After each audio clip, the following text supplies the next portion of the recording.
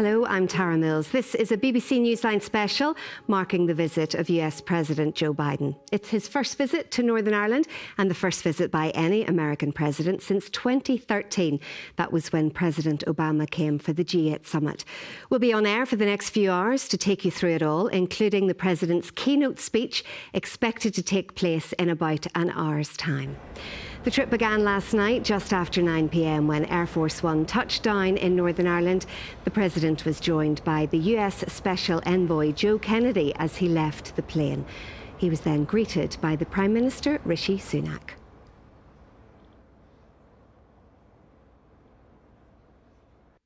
The huge motorcade then set off from the international airport to Belfast with all the razzmatazz we've come to associate with presidential visits. A fleet of cars, including the President's vehicle, the Beast, drove along the M2, arriving in Belfast city centre around 10:20, where crowds had come out to see his arrival. With me in the studio throughout this BBC Newsline special are Dr. Peter McLaughlin, Irish-American expert from Queen's University, and Caroline Feeney, a former intern to Hillary Clinton. And on the ground, where President Biden is due to give his speech, are our political editor Enda McClafferty inside Ulster University and Mark Simpson, who is outside the venue. Now, a short time ago, the President met the Prime Minister in the Grand Central Hotel in Belfast city centre. They briefly posed for pictures in a conference room on the 23rd floor, and the President remarked it was a heck of a view out there. In response to shouted on what he was going to say to the Northern Ireland parties, President Biden said he was going to listen. All right, we're going to walk out slowly. We're going to walk out slowly. We're walking out this way. We're walking out this way. Walking out this way. Walking out. Walking out. Listen. We're walking out this way. Thank you. We're walking. We're moving. Press. We're moving. We're moving. We're moving. We're moving. Press. We're moving. We're moving. Thank y'all so much. Yes, thank you. Thank you. We are moving. Thank you. Thank you so much. We're moving. We're moving. Thank you. Thank you. Thank you. Thank you so much. Thank you. Thank you all. Straight to the elevator. Thank you. To the stairs on 22nd. Thank you. Thank y'all. Let's hear from my guests today, Dr. Peter McLaughlin and Caroline Feeney. Caroline, I don't know how they would have heard any of those questions, but that's a real sense of the cut and thrust of the American press pack mixed in with our own. Yeah, I think anybody that sees that footage, Tara, couldn't help but feel excited that there might be a bit of magic here in this presidential visit. And I think Joe Biden looks absolutely delighted to be in Ireland. He does. He looks very well. He looks very tanned and fresh-faced. Peter, I just wonder, we'll talk, I suppose, throughout the programme about what might have been, but is there still, in your eyes, a big significance of the fact that he has made the time, short though it is, to come to Belfast? Absolutely, yes. It's the most powerful political office in the world, So we've almost, I think there's been a bit of negativity leading up to this, but we've almost been spoiled. Think of how many presidents we've had in recent years. I think 4 of the last 5. Clinton came 3 times. So maybe there's a little bit of that. There's a little bit of presidential fatigue. But at the end of the day, it's still a really important, it's a very important event. And of course, he's going to be travelling the Republic of Ireland as well. So it is part of a larger trip. And I think the excitement will grow. We always get this kind of tendency, but you've seen there, that will trigger people's interest in saying, look, this is a big deal, certainly. Caroline, when it comes to presidential visits, and Peter touched on it there, we have had more than our fair share for the size of country that we are, but it's a sign of the US commitment to the peace process. Yeah, and that ongoing interest that they've taken, even though we're a relatively small place in sort of the world sphere on these matters. So I think that's been apparent. We've been lucky. You hope that goodwill can continue and that politicians seize the moment of yet another visit and an opportunity. And I think whatever your sort of political outlook, today is a really important day for Northern Ireland and a really exciting day as well. It's interesting, though, isn't it, Peter? There's sensitivity is required when it comes to how the President handles this, because the what might have been is obviously because we have no Stormont back up and running. And, the President will have to be sensitive to unionist concerns, many of them who don't particularly welcome his visit. I think that will be the case, but we've had this kind of discussion before, and going back to the most famous, Clinton first coming, there was a similar negativity at that time, and I think what the American government will do, it will really do its homework. It did that time around. You remember that Clinton, when he came, he stopped on the Shankill first of all, and then he made sure to go to East Belfast, to West Belfast. When he visited Derry, Londonderry used both those terms, you know, that he made sure that he was recognising all identities and respectful of all communities. So I think that same kind of effort, and they'll be looking back at those files and seeing how it was done in the 1990s and other visits, and saying how do we make sure that we're sensitive to the different attitudes here and get things exactly right. Let's take a look at some of the pictures we have from the Grand Central Hotel. He's expected to leave in about 10 minutes, but obviously with all these things, you know, that time can slip, more likely to slip over and overrun rather than underrun, I would say. But that's the view just in Bedford Street in the city centre. Lots of, you see the security service agents there kind of blending in along with the high vis of the PSNI officers. And, you know, it's been a big and important security operation, Caroline, over the Easter weekend. A lot of overtime for people. Yeah, I see a very proud Howard Hastings there from the Grand Central, so he'll be delighted with the publicity for the hotel, which has obviously had challenges through COVID, so great to see that, and obviously the link to that family and through the Clinton stay at the Europa Hotel, so really nice to see that. But yeah, what a big production it's been, and obviously there's a security element, but there's also the diplomatic nuances that Peter referred to as well, so all carefully crafted. But I think we also want to see, crucially today, it's only a short window. Let's see the personality of this president and let's see what he has to say. So my hope for today is that it's not too carefully scripted from him, but I'm sure he's soaking up the last moments before he makes his way around to the Ulster University campus. Yeah, absolutely. Well, let's speak to our political editor, Enda McClafferty, who's inside Ulster University. And Enda, you know, the crowds have been there for quite a while. The invited guests, you see people up on the platforms. Give us a sense of the atmosphere where you are. Well, speaking of big productions, Tara, we certainly have one here, and I have to say there's a great sense of anticipation now in the hall here, waiting for the arrival of President Biden on the platform behind me, where he's due to deliver his one and only special public event in Northern Ireland to address the assembled gathering here. As you can see behind me here, the 100 or so people already have taken their seats waiting for the President to arrive. And I think what also is telling is the fact that if you look above, you see scores of people there as well, lined on the balcony waiting to hear in anticipation of what the President's going to say. Now, that's slightly unusual because it is our understanding, of course, that normally that the security detail that accompanies the President isn't overly keen on people being behind the President, not least, of course, up on a height. But there's the picture that's going to greet President Biden when he does arrive in this hall. Of course, the big question on everybody's lips here, what is he going to say? What is his speech going to involve? Well, we already know, of course, he's going to acknowledge it is the 25th anniversary of the Good Friday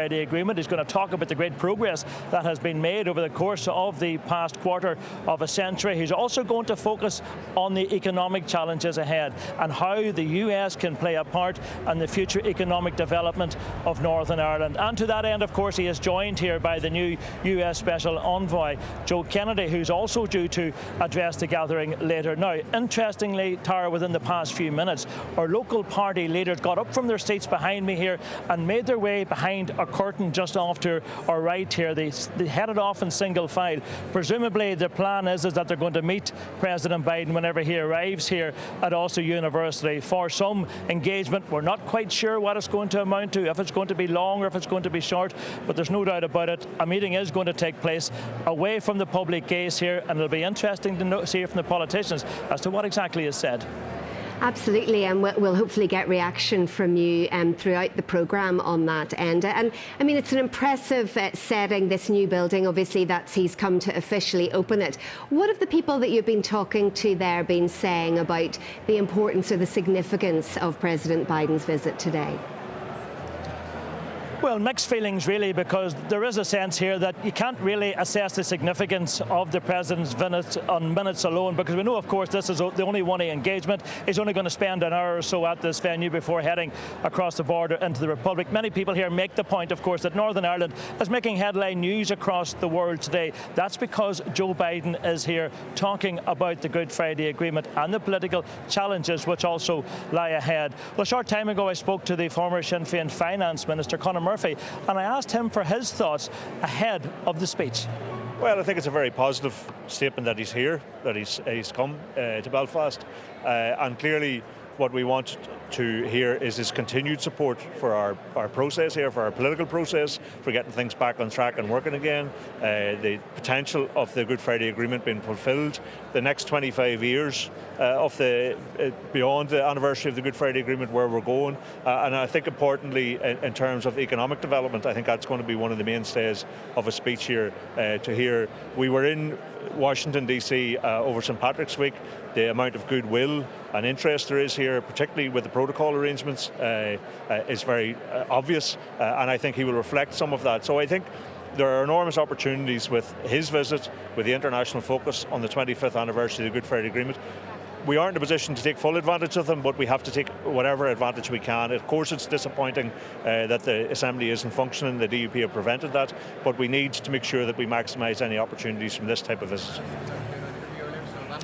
The former Sinn Féin minister there, Conor Murphy. Now, he is one of the politicians who's disappeared off to the right here, presumably to meet Joe Biden when he arrives at Ulster University. And we'll keep you posted on how those discussions go.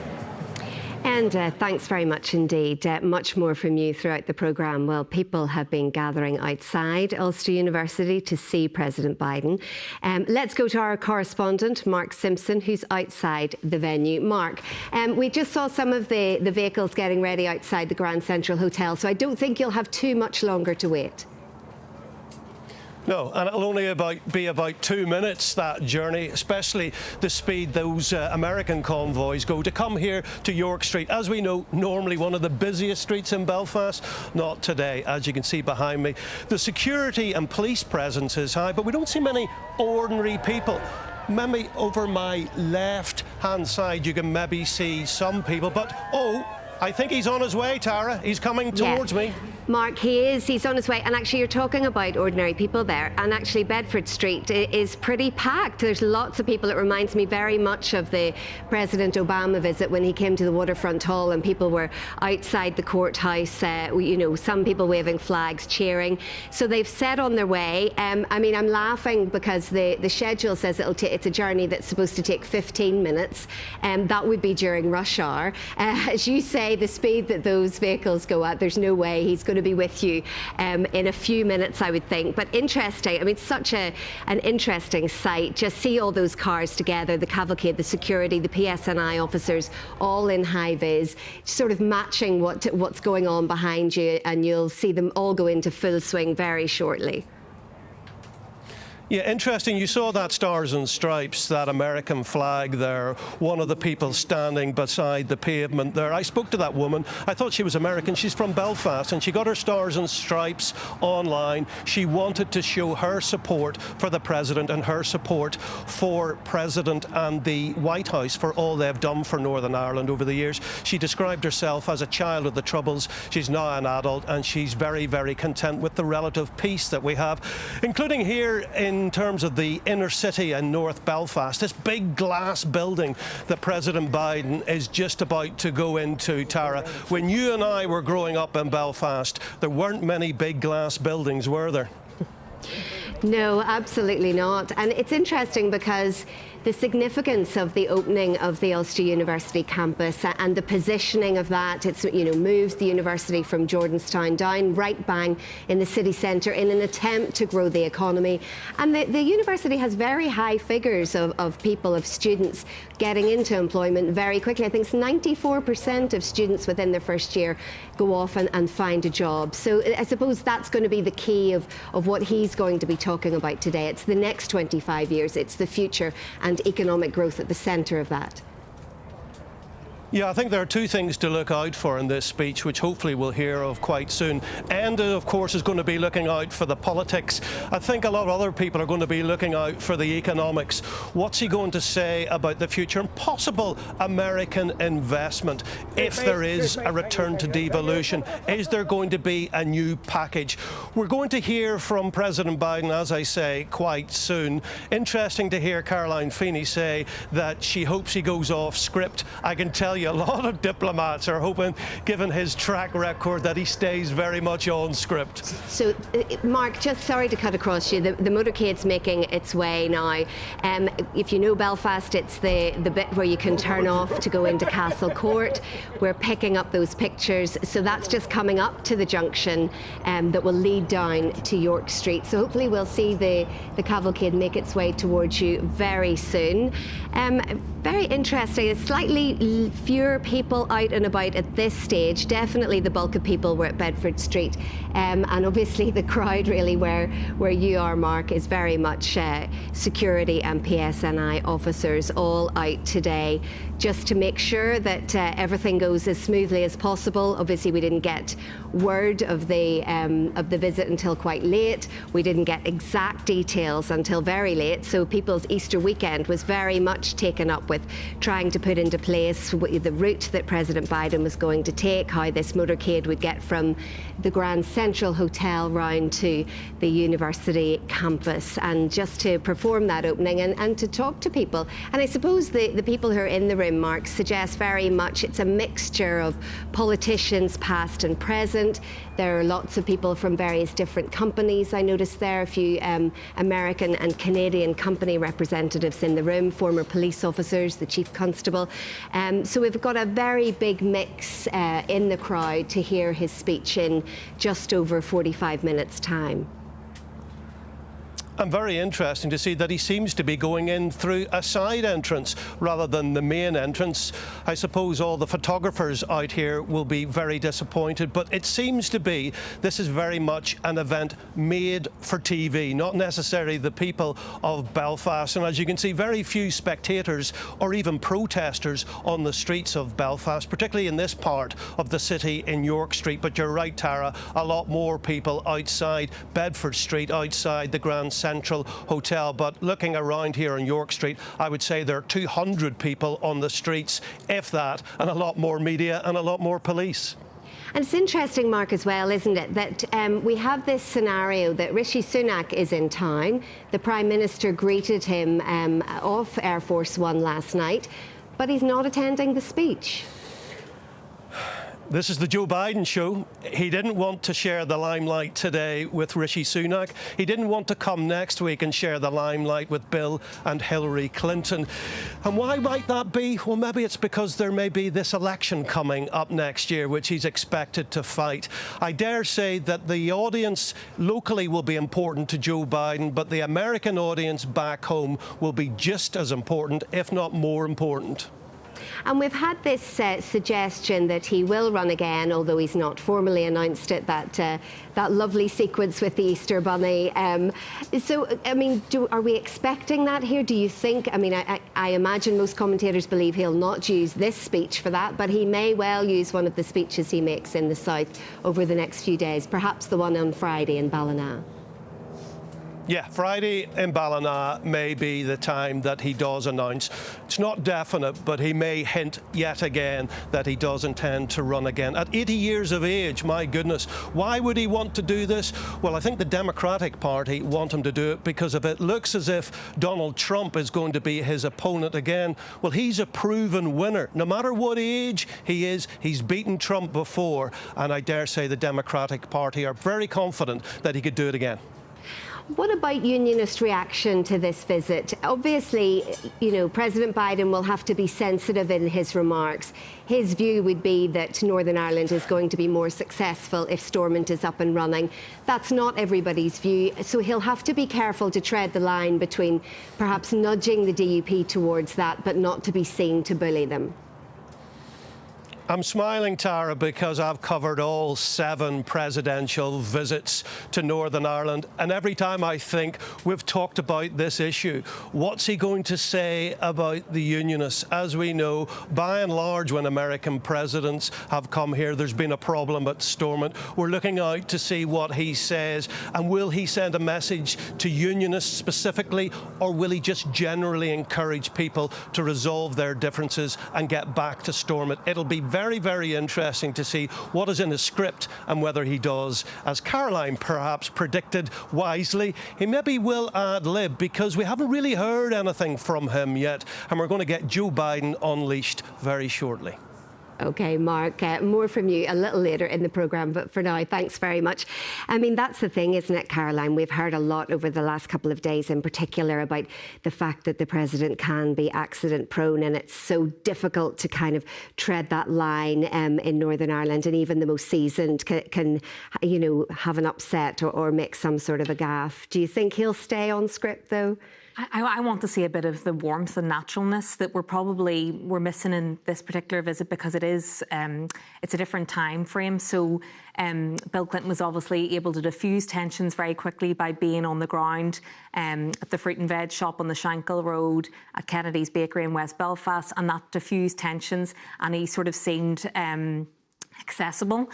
So I think it's difficult when you're doing a set-piece speech, but we need to see that warmth, and he needs to give that reassurance. I think it's telling as well that the second person behind him coming off Air Force One last night was Joe Kennedy. So whether Joe was there to kind of give the kind of economic pillar to his contribution and speech here today, I think that's evident. But I think people here will be looking for some of his personality and character. Yeah, and I suppose it's the next part of the visit to the island that is the thing that's being dubbed, that, you know, the homecoming, digging into his roots and finding, you know, I just love how it's fifth cousins that are usually interviewed. So he has this kind of long trail back to Ireland in the sort of 1800s. So is there, though, a sense that he's not quite as box office, as if you like, as President Obama was, as President Clinton was? Because obviously Clinton had the razzmatazz of being the first American president in a long, long time to visit Northern Ireland. It was crucial to the peace process, those Christmas pictures the first time he came, that handshake with Gerry Adams. You know, there are so many kind of significant moments. Is there less of that this time, do you think? Is he a slightly different figure? He's his own person, but actually he is the president with the most significant roots to Ireland, and he has led that kind of Irish life in America, so that's been his bread and butter. And in terms of his contribution on Capitol Hill, he's always been somebody who has had strong opinions on peace and prosperity in Ireland. It's always been something that has mattered to him. And also in terms of his ability to unite people politically, he's quite a bipartisan figure as well, and has had that record. So he will want to bring his own contribution today, but there's a narrow window of opportunity, so let's see what he does. Peter, it's interesting, isn't it? Because, you know, we had Clinton, we had Obama, obviously Bush was there as well. There were lots of significant developments, obviously with Trump. You know, this part of the world was covering that on an almost daily basis. So there's almost a little bit of a lull that has surrounded Joe Biden. Put it into context for us, because some people say, oh, well, what has he done? What has he done since he's become president? Give us a sense of what he's achieved so far. I think even in the US, there's maybe underestimation of exactly what he's achieved. First of all, he's come in and he's stabilised things, because Trump was a very politically destabilising administration. And so he's come in with a lot of people contesting his right to sit in the Oval Office. Don't forget this as well. So there's a very unusual circumstance he's come into, post-COVID as well, the economic challenges this has brought about. So even just getting on with normal governance is really an achievement in the US right now, after what we saw with Trump. But if you see the things he's doing with the new Green Deal and greening the economy, something that all economies in the world should be doing. And if you see that the way he's trying to articulate a different type of outlook for the US in the world in terms of its foreign policy, again, Trump was very destabilising what he did there, you know, even intimating that he might pull out from NATO and so on. If you look at what Biden's done in terms of the Ukraine and reaffirming that leading role of the US in leading the Western alliance and leading global stability. Now, people can be critical about that, certainly, and people are always critical of the US. But I think if we had Trump in office right now with the Ukraine crisis, people would be a lot more critical, certainly. And I mean, Ukraine is one thing, but what about Afghanistan? Because that seems to be the dip for President Biden. That's the thing that perhaps he'll not want mentioned in his legacy. I think so, and the fact that it came so early in his presidency, that did look very bad. What you should note, though, is there's actually been a consistency in his attitude to Afghanistan.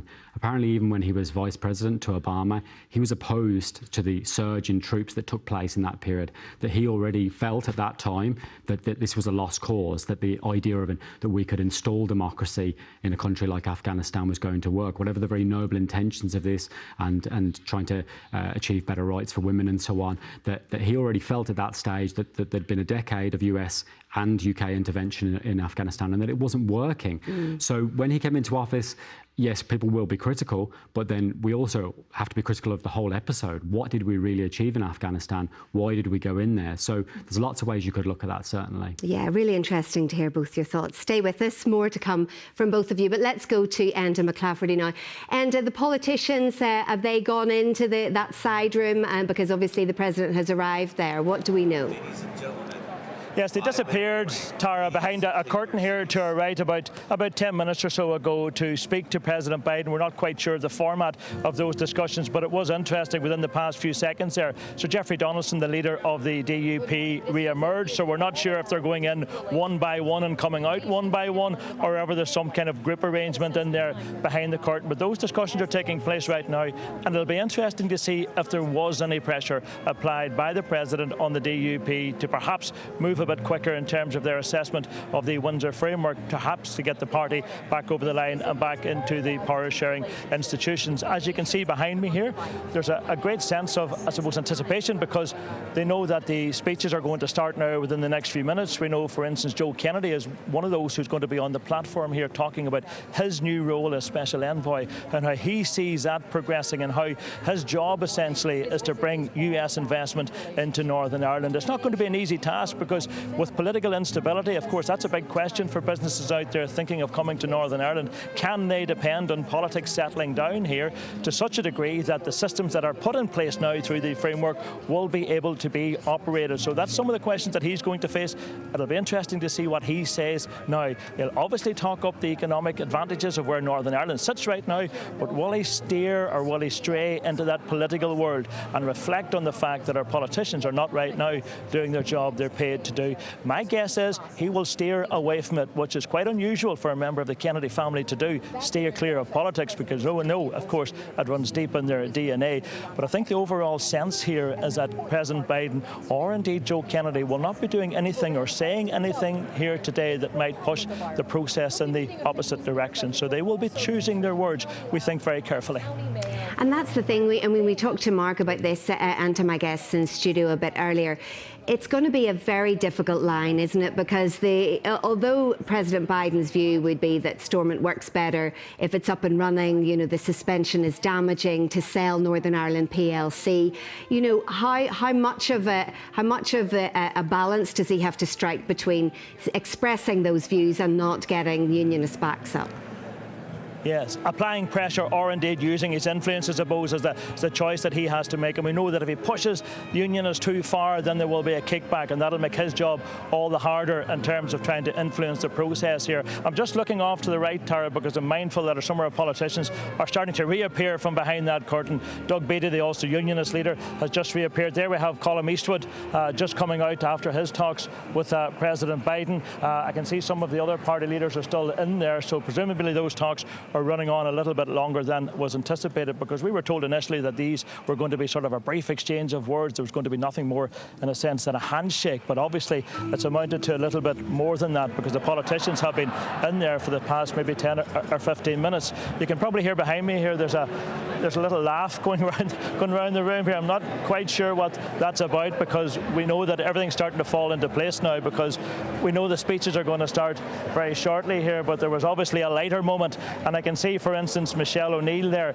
Sinn Féin Vice President, sitting alongside the leader of the DUP, Sir Jeffrey Donaldson, on the front row. Then we have Naomi Long sitting alongside them, together with Doug Beattie. We also have the Chief Constable, Simon Byrne, in the audience today. And what a challenge he's facing, of course, being responsible for the security of this whole operation. The fact that they forked out, I think, around £7 million to cover the security from now right through until the events next week. He told me earlier, for instance, that they have around 1,500 officers on the ground, and that's, I suppose, a sense of the scale of the man and woman power that he's have to put into this operation. And I did ask him whether or not he will be relieved to see that presidential cavalcade roll across the border a little bit later. But no, he said he was delighted to be playing his part in all of this, because he realises how important it is for Northern Ireland to have this spotlight in Northern Ireland at this time, with Joe Biden very much front and centre. And Easter leave cancelled all round. Thank you very much. I think that's the last we're going to hear from you until after the speech, but we'll pick up and let you go and talk to the politicians about how those talks progressed. Now, crowds have turned out, as we have seen, to see President Biden in Belfast city centre again this morning. We spoke to some of them. It's not every day you get to see an American president. I suppose most Americans haven't seen their own president, so it's a little bit of history in its way, particularly at 25 years from the Good Friday Agreement. So, yeah, worth the wait in the cold. Yeah, I've been in the UK for 23 years, so for me it's very important because this is part of the peace process and the talks and everything, and because Joe is Irish, it makes a big difference. I come here for the weekends. I'm from Liverpool, and I didn't. He was coming, and then we've seen everyone, but we were waiting to see him. So once in a lifetime. So yeah, excited. A once in a lifetime experience, really. Just he's one of the most well-known people in the world, and it's just nice to get close. We'll maybe not see too much, but at least we're here. I think it's a big event, and it's good to see international interest, obviously in Belfast and Northern Ireland, and hopefully it'll push things forward and get people back in government again. So I think Belfast is completely different now. I was here 25 years ago, and now it's peaceful, and I think it's important that we keep it that way. I think it's really important for the children to realise how important the Good Friday Agreement was, and we just want, hopefully with Joe Biden here, he'll push some things forward for us and we can keep this country in peace. Well, the thoughts of some people in Belfast today, but we mentioned previous presidential visits earlier. Joe Biden's visit is the 6th time a serving US president has come here. President Clinton, Bush and Obama all made the journey. Mark Simpson has been looking back. The President and the First Lady of the United States of America, Bill and Hillary Clinton. Presidents here tend to get a warm welcome, and over the years it's been appreciated. Thank you. And God bless you all. And I want to thank my fellow citizens for coming, and I want to thank those from around the world who are paying attention to Northern Ireland. Good luck, God bless you, and God bless all the people of Northern Ireland. Thank you. That was 10 years ago. The President was introduced that day by a Belfast teenager called Hannah. As a 16-year-old, I don't want to live in the past. I want to live for the future. A decade later, Hannah is now a teacher, and she remembers that day well.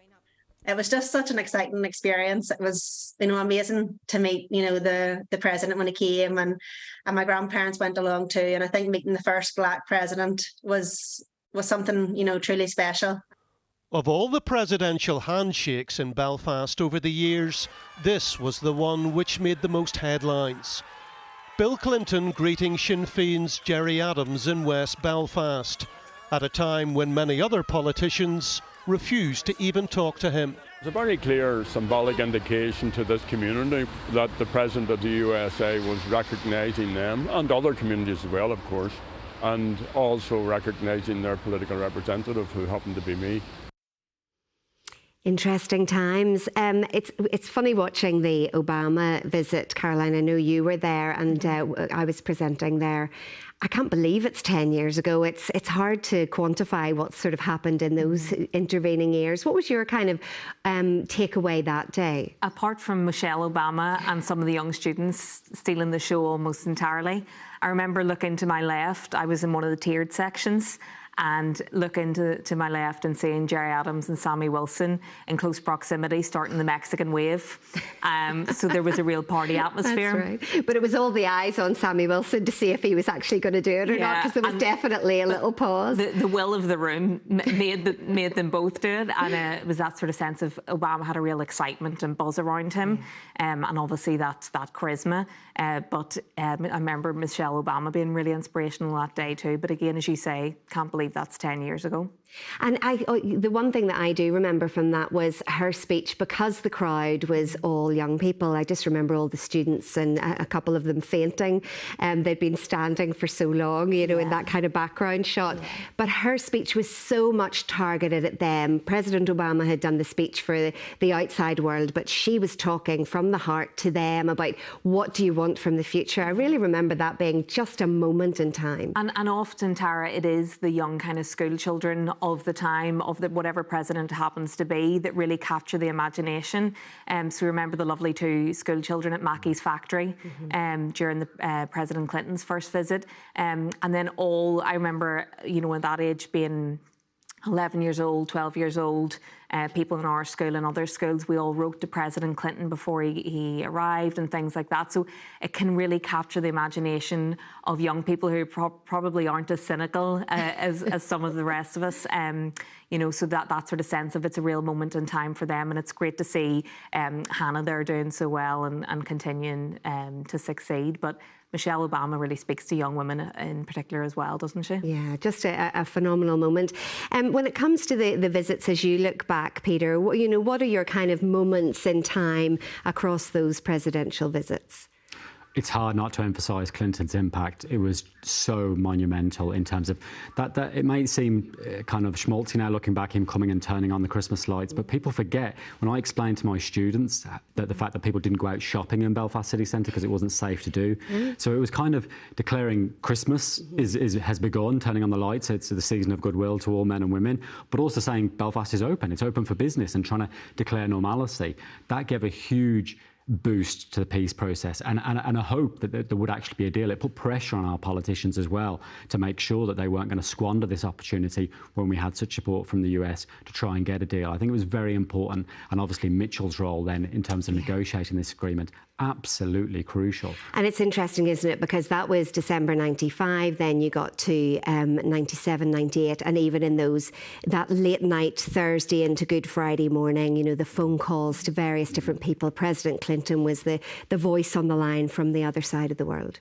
Very much so. And apparently those calls were crucial. They were when the real difficult issues at the final stage about the wording of decommissioning, about policing reform, about even the time within which the prisoners would be coming out, all of these things that were just so hard to get agreement on, and that Clinton was phoning both Trimble and Gerry Adams and constantly speaking to the two governments. And I think he phoned both Trimble and Adams a number of times. So I think that intervention was very, very important in terms of it showed that, you know, again, the most important officers in the world, he's sitting there in the Oval Office at whatever time it was, phoning across to Belfast and saying, please, make this deal. Absolutely, and those relationships had been cemented.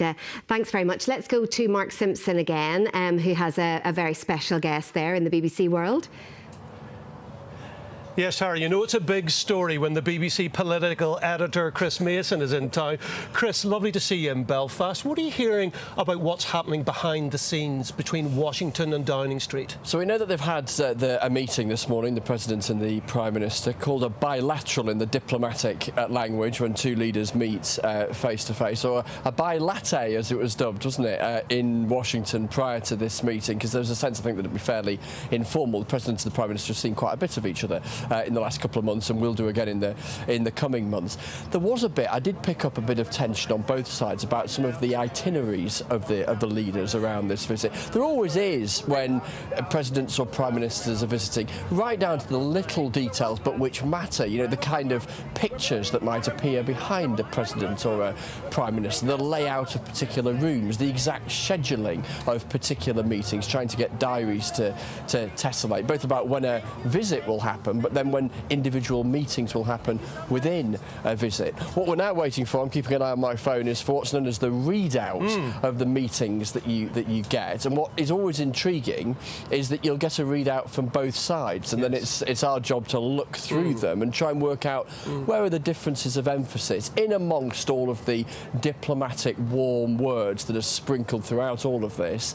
Where are the differences of emphasis? Where might be the more spikier moments that have arisen? And then we await, don't we, the words of the President in the next 15-20 minutes. And I know from both speaking to people on the American side and on the Downing Street side, a very keen awareness, as there always is wherever leaders go, but I think particularly coming to Northern Ireland, of being so careful with every syllable, with every sentence, with every paragraph, to try and ensure that a moment that is about imagery but also diplomacy is seen from their perspective to advance diplomacy and not put it back. In other words, to not say anything inadvertently that irritates too many people or doesn't help advance what both Washington and London want to see, which is a restoration of power sharing.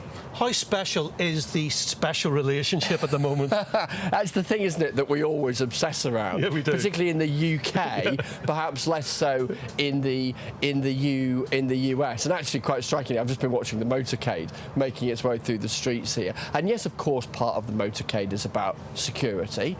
but it's also a projection of power, isn't it? A colossal projection of power, a puffing back of the shoulders and all of that. As the motorcade is sort of half a mile long or whatever, and you're onto car number 35 or whatever as it's trundling through. And not just any car, muscular cars themselves that project that sense of the shoulders being pushed back. How is the relationship between the US and the UK? It's better than it was, I think, because I think it was quite obvious that the relationship between President Biden and Boris Johnson was not a particularly good one.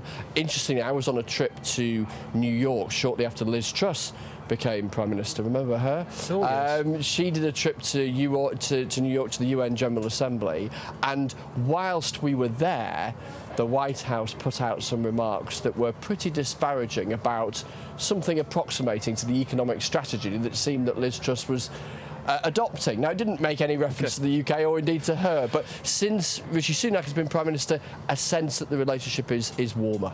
Chris Mason, thanks as always. I think we're going to hear from the President soon. Tara, back to you. Mark, thanks very much. Now, the former, we're going to hear from Joe Kennedy, who's just taken to the podium. Let's hear what he has to say. It's an extraordinary 12 hours or so here, and thank you for the incredibly kind and gracious welcome. As you all know, 25 years ago, the people of the United States bet on peace. We bet on it because we bet on you. We bet on your dreams and your aspirations, your hope for your kids, the future that you will write, the city, the community that you will create. Where there was pain, you saw a chance to heal. Where there were walls and wire, you saw a community. Where there was division and skepticism, you saw hope. 25 years later, look at what you have created. Record GDP growth. University classrooms filled to the brim. Old shipyards turned into incubators for cutting-edge technology. Tourism surging among ancient walls in the soft light of fertile fields. And folks, we're back too. Proud of that wager and ready to double down on a bet that has produced a peace dividend, with now hundreds of US companies operating in Northern Ireland and creating tens of thousands of jobs. The #1 foreign investment location for cybersecurity. Some of the biggest companies in the world have set up shop here. And now some entrepreneurs with dreams to outcompete them are following. People ask me all the time, why Northern Ireland? Why invest here? Why come? Is it proximity, market access, the extraordinarily good weather? We've had it for 12 hours, we'll take it. Folks, it's you. An American CEO told me a story when he was first visiting Belfast a few years ago, looking to expand his business. His flight landed fine, his bags did not. So he went straight to a store that night to try to get a new suit for a 7:30 a.m. breakfast meeting. Got a jacket, but the pants didn't fit. The store's owner took those pants and drove an hour that night to his mother's home, where he altered them and drove early that next morning back, hand-delivered them to that CEO by 7 a.m. in his hotel lobby. That gentleman turned to me and said, I don't care what you're going to say in your talk. It doesn't matter. That guy sold me on Northern Ireland better than any government official ever could. He went on and established a huge presence here. As far as I know, still wears those tailored pants. We believe in Northern Ireland. We believe in you. We believe in your future. We believe in your kids. We believe in these amazing kids. A few weeks ago, a Harvard student from Belfast called himself a peace baby, raised on hope and the troubles, a fading memory. I am so incredibly proud of President Biden's commitment to those peace babies, expanding their opportunity. And I'm humbled by the chance to be a part of shaping that commitment. Thank you for your incredible contributions, for your vision and your determination. And more than anything, I look forward to drawing on your energy, your ideas to ensure that we bring prosperity to every corner of Northern Ireland. It is a future to be proud of and a future worth betting on. Thank you.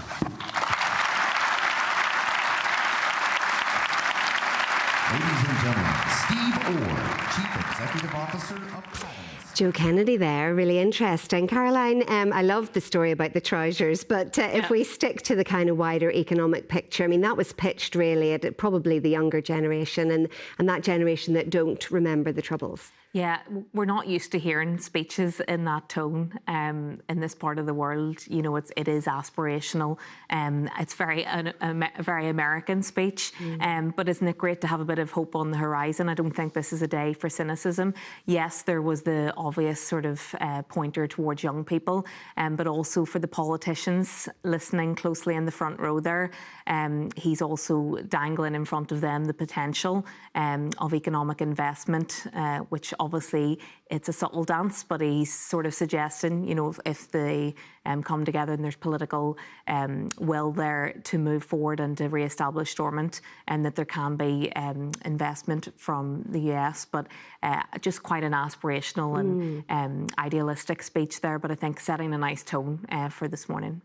I think you've probably hit the nail on the head for a lot of people there, Caroline, and just saying it isn't how we're used to hearing our politicians talk. And there's I suppose, a legacy of the Troubles is a cynicism, a hardness, you know, that kind of idea of transgenerational trauma, for want of a better way of putting it. So when we hear that kind of language, it can be quite alien. But do you think that younger generation are more open to that? Do they see the world in slightly wider ways than perhaps the older generations here? I think even some of the contributors that, you know, your programme have spoken to over the last number of days, you see that Northern Ireland's a more confident society, and it's certainly some of our young people are the best example of that. They're confident, they're tolerant, they want different things from their politicians. All the kind of opinion polls would suggest that they've moved ahead of the politicians to some extent. So it's right that they should lead the way, and it's right that this should have a different look and feel to other visits. But they're probably more receptive to this kind of language. I think it's probably natural that the generation of Good Friday may have felt that the promise of peace has been missed a few times. We've stopped, we've staggered in terms of the political process. So for all those people that feel very frustrated by that, there can be almost a sense of, you know, cynicism, as I said today. But I don't think today is a day for that. I don't think it's a day for political point scoring. I think it's a day to realise the eyes of the world, as Peter has said correctly, are upon us. And we need to seize that and take the opportunities that might flow from that, particularly economic ones. And that economic message, Peter, you know, the proximity, the access to the market, the weather, I mean, hilarious given the weather that greeted them last night. But then he said, folks, it's you. So he's saying that that person who generously went and got the trousers fixed for that CEO, that is what we're all about here in Northern Ireland, and that's not an unusual thing for somebody to do. So is there a sense that the economic growth is the key here, that the peace process was the last 25 years, and really the next 25 years the focus needs to shift? I think it was a good speech for that reason, to emphasise that, because we do, as Caroline was saying there, take for granted the peace dividend and how far we've come economically and how far we could grow. And of course there are opportunities regards the Brexit arrangements that maintain our access to the European market as well as the rest of the UK. So certainly there could be a lot more economic growth, a lot of reasons why US companies would want to come here for all the things that Joe Kennedy has outlined here. For their economic interests as well. And you'll get a lot of cynicism as well about this idea certainly the economic dividend hasn't been evenly distributed, and that's what my students would be saying now. If they were to watch this speech, they would be saying, well, look, there's areas of real high deprivation in Northern Ireland, and there are, absolutely, but is that not a critique of capitalism, not the Good Friday Agreement? Quite too often we have this critique of the peace process and the Good Friday Agreement when saying, well, actually, that's capitalism, how it works, and we should certainly be questioning and critiquing and looking for a better way to organise our economy so that all people get an equal, fair share, but not to attribute all that to the failings of the peace process. Yeah, it's interesting, isn't it, though, because although you say that access to the market and the Windsor Framework, and you can imagine that this visit wouldn't have happened at all if the Windsor Framework hadn't been agreed, it would feel that it would have been very much just in the south. But is that a sense, though, that that's still the intractable problem here? That's still where the DUP is at, where unionists, some unionists, many unionists feel that that is not... that is not the future for them. That is not how they see this going. This is seen as a dilution of their Britishness. It is the fundamental challenge. There's no two ways about it. But it goes back to Brexit. That was the fundamental game changer here. It was a massive geopolitical shift for the whole of the United Kingdom, with destabilising effects for Scotland and elsewhere as well. That's what it comes down to. And we all knew when people, certainly on this island, discussed and debated Brexit and voted on it in Northern Ireland, that there was going to be a border one way or the other. That's come to pass now. The protocol is an effort by the EU to try and compromise to still give Northern Ireland access to the European market, and then further to that, the Windsor Framework to try and make that smoother in its operation, to minimise the frictions of trade between Great Britain and Northern Ireland, because we do understand that that is a problem for unionists and their identity. But there was going to be a border somewhere. We have to now see, can the Windsor Framework work in minimising the friction and making the economy work and not being a threat to people's identity? Because why really should checks like that be a threat to someone's actual core Britishness? We'll probably hear from some of the politicians on that. Caroline, I may have to interrupt you. We're waiting on student Gabrielle Seenham making her speech at the Ulster University, and she's going to introduce President Biden, so I might have to cut into you. We're expecting that any minute now. But when you look back at your time as an intern, what is it about the relationship between America and Ireland? Well, we've rehearsed and spoken about... I thought I was going to have to interrupt you, and here we go. Let's go straight over.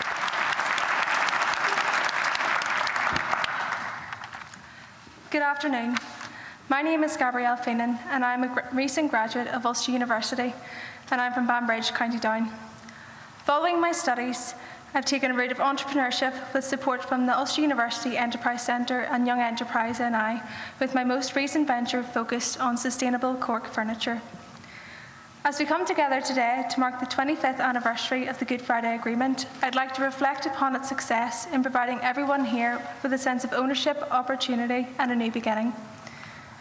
Opportunity is perhaps the most fundamental success of the Good Friday Agreement. My generation has been able to experience a country that boasts a wealth of new opportunities and has produced a generation with unswerving ambition. I am proud to come from a generation of like-minded individuals who have been bred on the what-ifs and why-nots of the world, where simply no feat is too great to be conquered. A youth which continues to strive for better, one which represents Northern Ireland on a global stage, and one which exhibits some of the world's greatest talents.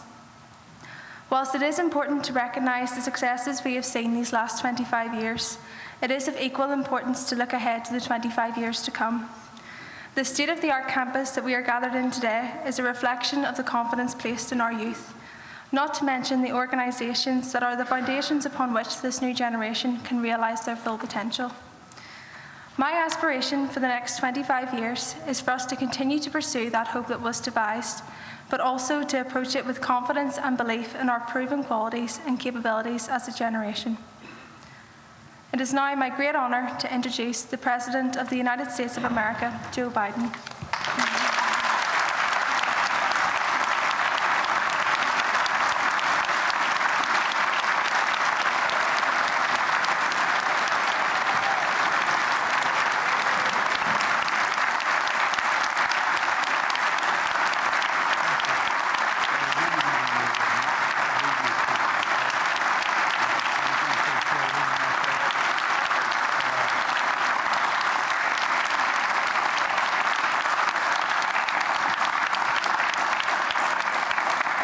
Well, good afternoon, everyone.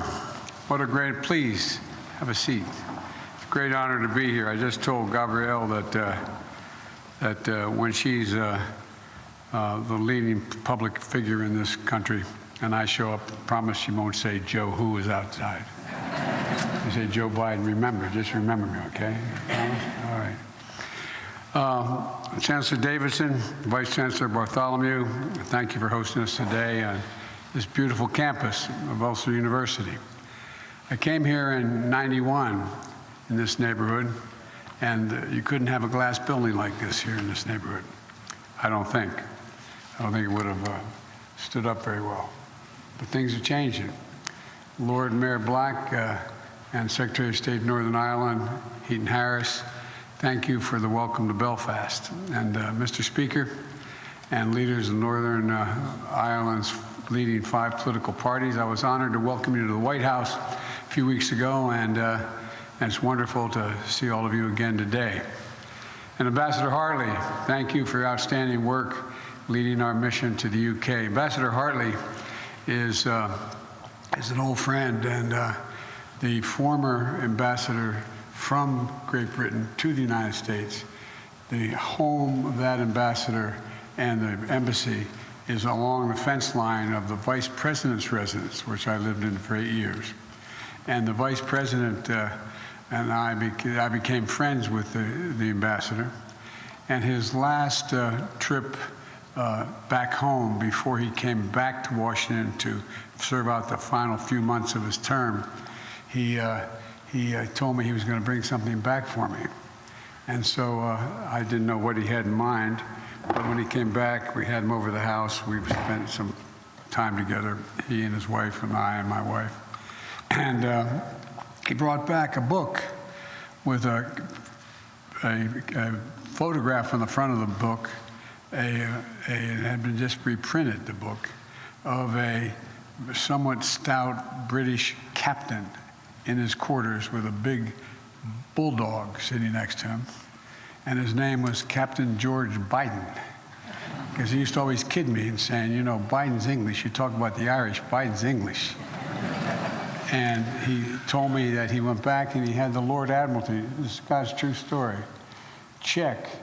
And my great 1840, I think it was 1842, could have been 1828, I can't remember, it's one of those 2 dates, had written the rules of mutiny for the British Navy. And I said, well, at least that part's consistent, Reverend, mutiny. But anyway, he used to always kid me when I'd say, you know, talk about, he'd say, yeah, you talk about the Irish. He said, you're English, just remember that. Then I found out, my sister and I found out the name Robinette, my middle name's Robinette. I thought that all those years it was French. They must have been Huguenots because they came to Great Britain in the 1700s somewhere along the way. And they're all from Nottingham. So I don't know what the hell's going on here. You come back, it's confusing. And anyway, Consul General Nairn and Envoy, Special Envoy Joe Kennedy, thank you for your efforts to continue deepening and strengthening the ties between Northern Ireland and the United States. It's good to see Belfast, a city that's alive with commerce, art, and I would argue inspiration. The dividends of peace are all around us, and this very campus is situated in an intersection where conflict and bloodshed once held a terrible sway. The idea, as I said, to have a glass building here when I was here in '91 was highly unlikely. Where barbed wire once sliced up the city, today we find a cathedral of learning, built of glass, and let the shine light out in and out. It just has a profound impact for someone who's come back to see it. You know, it's an incredible testament to the power and the possibilities of peace. 25 years ago this week, the landmark Belfast Good Friday Agreement was signed. And it wasn't easy. I was a United States Senator at the time, and I worked very closely with my good friend George Mitchell, who will be here, I believe, in a couple days. And there were no guarantees that the deal on paper would hold. No guarantees that it would be able to deliver the progress we celebrate today. It took long, hard years of work to get to this place. It took a people willing to come together in good faith and to risk boldly for the future. Leaders of peace like John Hume and David Trimble and David Irvine and Monica McWilliams and Mary Robinson, etc. They were all people that I got to meet back then. And it took people all across Northern Ireland who made the choice to work for a brighter and a shared future. At the time, it seemed so distant, some of it. It seemed so distant. First at the ballot box, and everyday sense, the acts of seeing each other through the lens of a common humanity, which again, when I first came here as a young senator, didn't seem like it was realistic.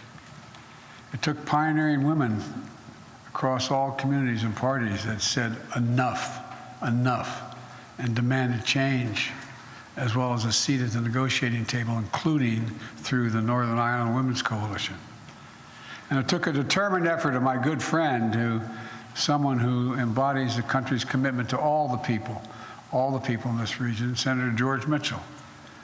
And, you know, his time serving as special envoy for Northern Ireland is one of the great examples in history of the right person for the right job at the right time, in my view. I think sometimes, especially when the distance of history, we forget how hard-earned, how astounding that peace was at the moment. It shifted the political gravity in our world. And literally, it shifted the political gravity. In 1998, it was the longest-running conflict in Europe since the end of World War II. Thousands of families had been affected by the Troubles. Losses are real. The pain was personal. I need not tell many people in this audience. Every person killed in the Troubles left an empty chair at that dining room table and a hole in the heart that was never filled for the ones they lost. Peace was not inevitable. We can't ever forget that. There was nothing inevitable about it. As George Mitchell often said, the negotiations had, quote, 700 days of failure and 1 day of success. 700 days of failure and 1 day of success. But they kept going because George and all the many others never stopped believing that success was possible. And I want all of you to know, especially the young people in the audience today, and don't jump, okay? Oh, I didn't see that all the way up there. As my father would say, please excuse my back, I apologize. But all kidding aside, the American people are with you. Every step of the way, it's real. Those of you who've been to America know that there is a large population that is invested in what happens here, that cares a great deal about what happens here. Supporting the people of Northern Ireland, protecting the peace, preserving the Belfast Good Friday Agreement is a priority for Democrats and Republicans alike in the United States, and that is unusual today because we've been very divided on our parties.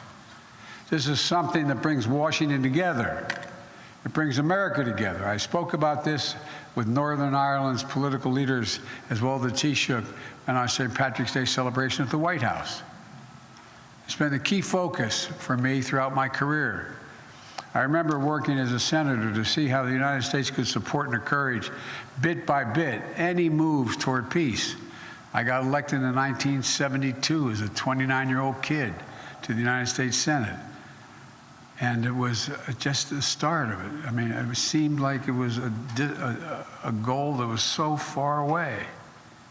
I remember coming here, as I said, in '91, seeing the city divided and barricaded. Then in '94, when the ceasefire was declared, it was like a sea change.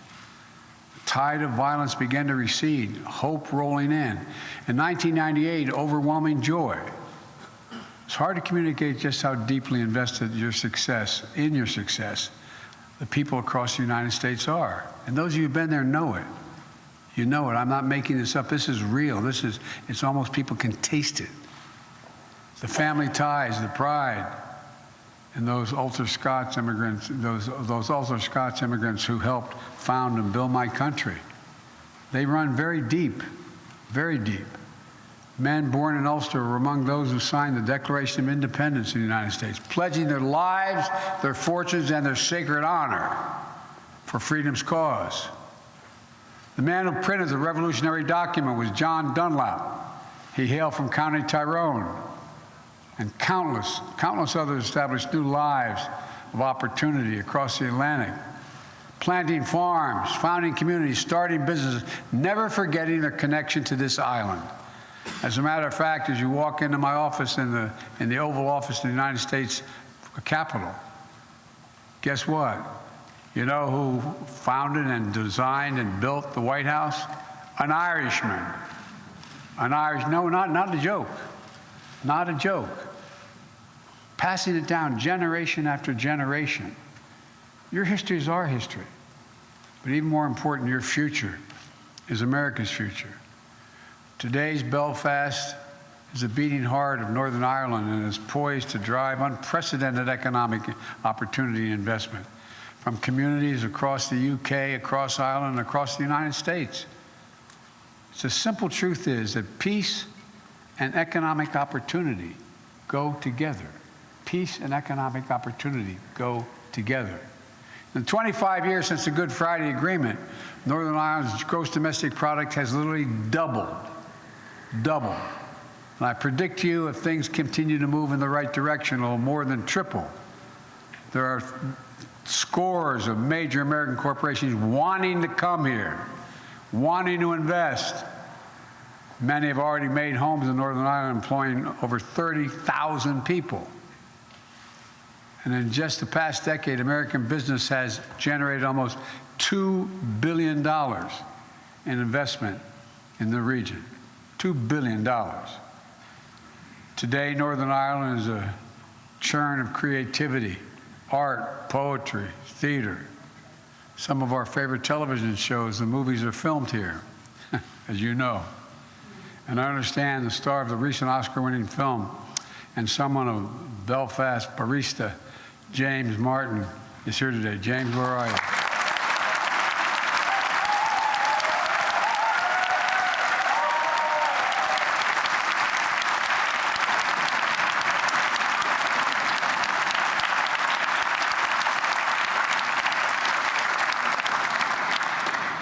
I got to meet James, and I got my picture taken. We're going to home and brag to my daughter. Cruise ships packed with tourists fill Belfast port.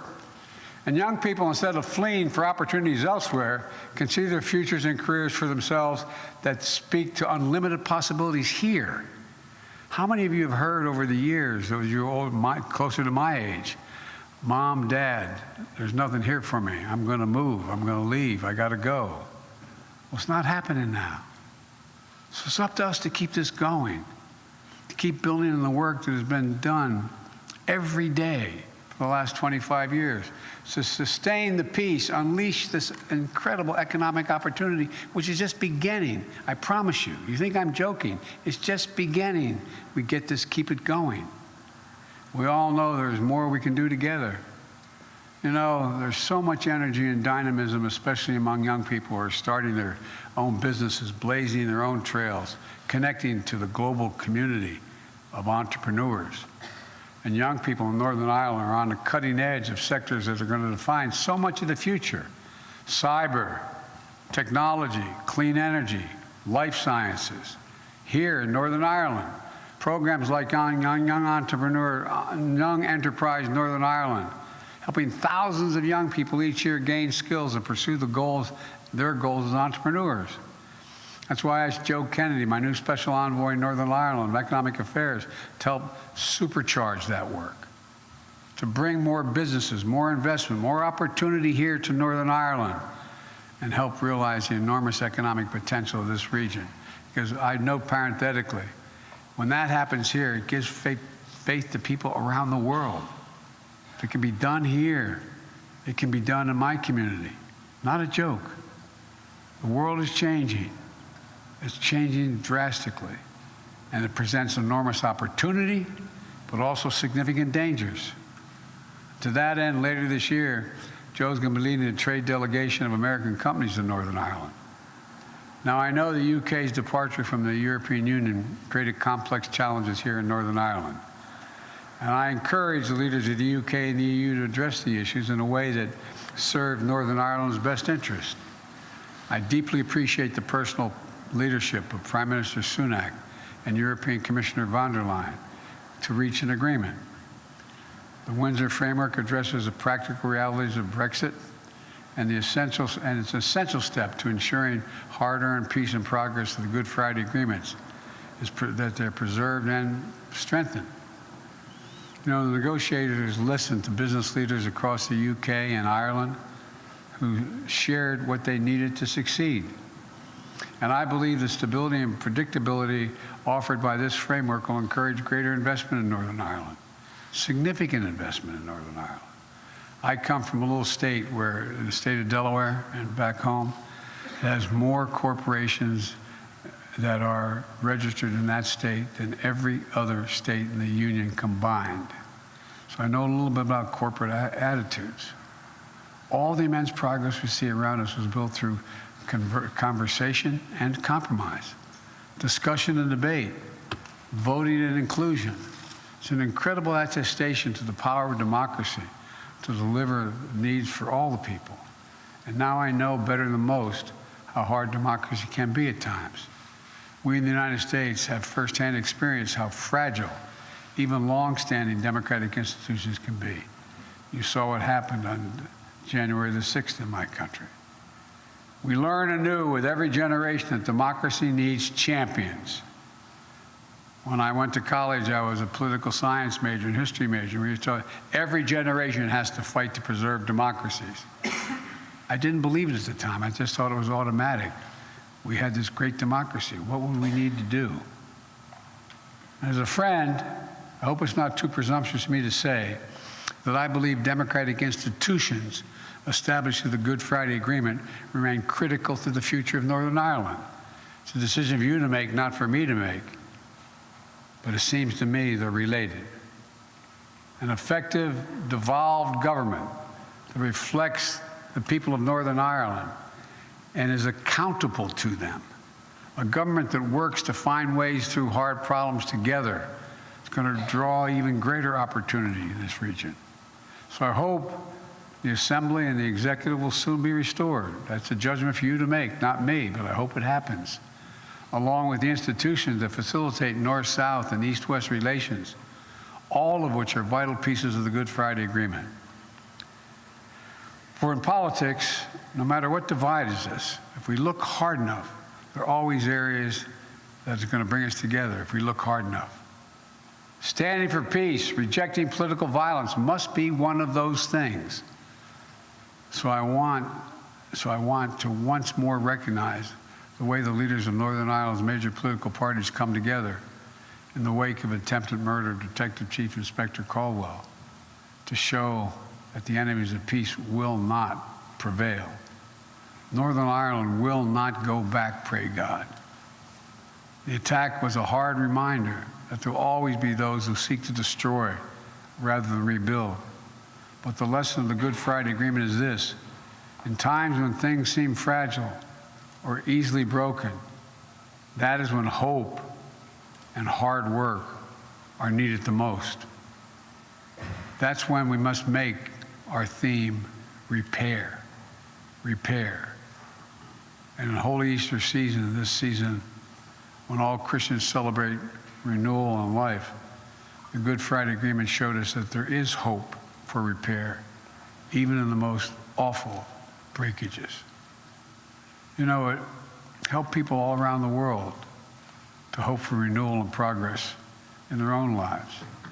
And most of all, allowed an entire generation of young people in Northern Ireland and across the UK and the Republic of Ireland to grow up in a society mended by connection, made stronger by independence, interdependence, and respect.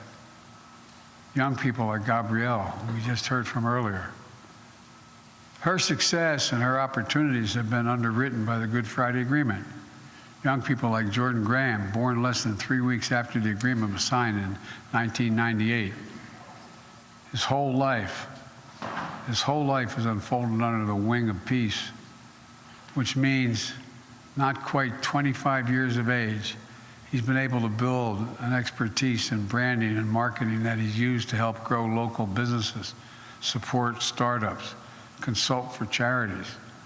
Young people like Amy Clint, born in 2000, whose parents like to tell the story about how she came home from her first day of secondary school and asked, what's the difference between a Protestant and a Catholic? What's the difference between a Protestant and a Catholic? She didn't grow up thinking in sectarian divides. She grew up thinking about how she should support her beloved brother and other children with autism. Today, Amy's social enterprise has donated more than 5,000 copies of her book to schools across Northern Ireland to help children better understand autism and to learn to treat others with kindness and respect. That's the real power of the Good Friday Agreement. Compassion. Compassion. It changed how this entire region sees itself.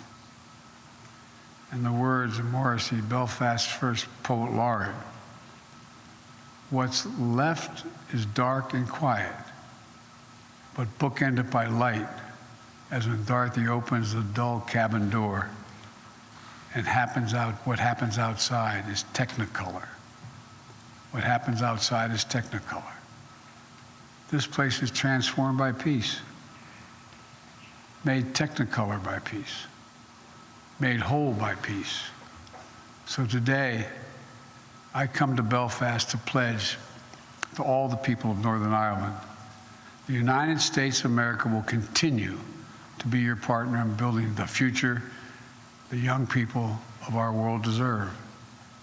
It matters to us, to Americans, and to me personally. It genuinely matters if you've traveled my country. So let's celebrate 25 extraordinary years by recommitting to renewal, repair, by making this exceptional peace the birthright of every child in Northern Ireland for all the days to come. That's what we should be doing. God willing, you'll be able to do it. Thank you all for listening, and may God bring you the peace we need. Thank you.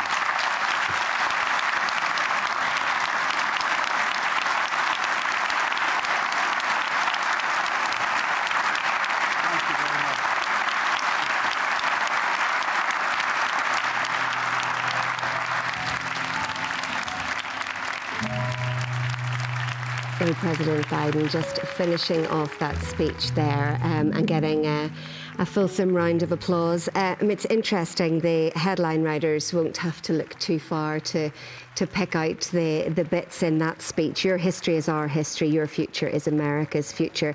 That kind of, I suppose, commitment, spelling out the American commitment to the peace process, how important it was. That little nod to the democratic institutions agreed under the Good Friday Agreement remaining critical.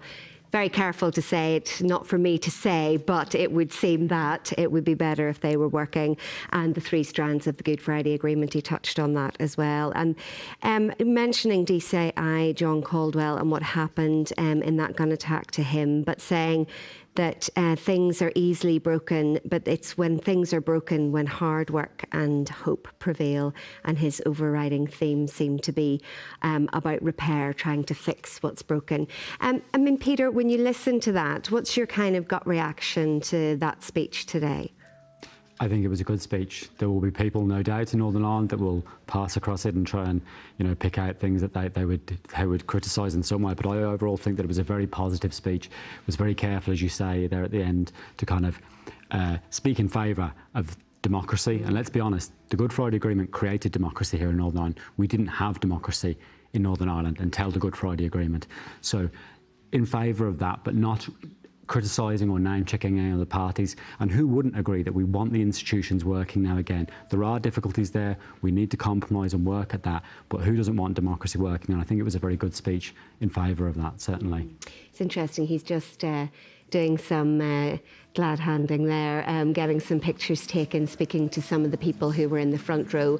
A lovely moment, Caroline, when he name-checked James Martin, the star of An Irish Goodbye. I mean, gosh, can his year get any better? An Oscar and now a kind of name-check from the President. Oh, there he is doing a selfie for somebody there himself. So, I mean, what did you think about it? I thought it was a hugely reassuring tone from the President. It was different from the other kind of rock star approaches that we might have seen with Obama or Clinton.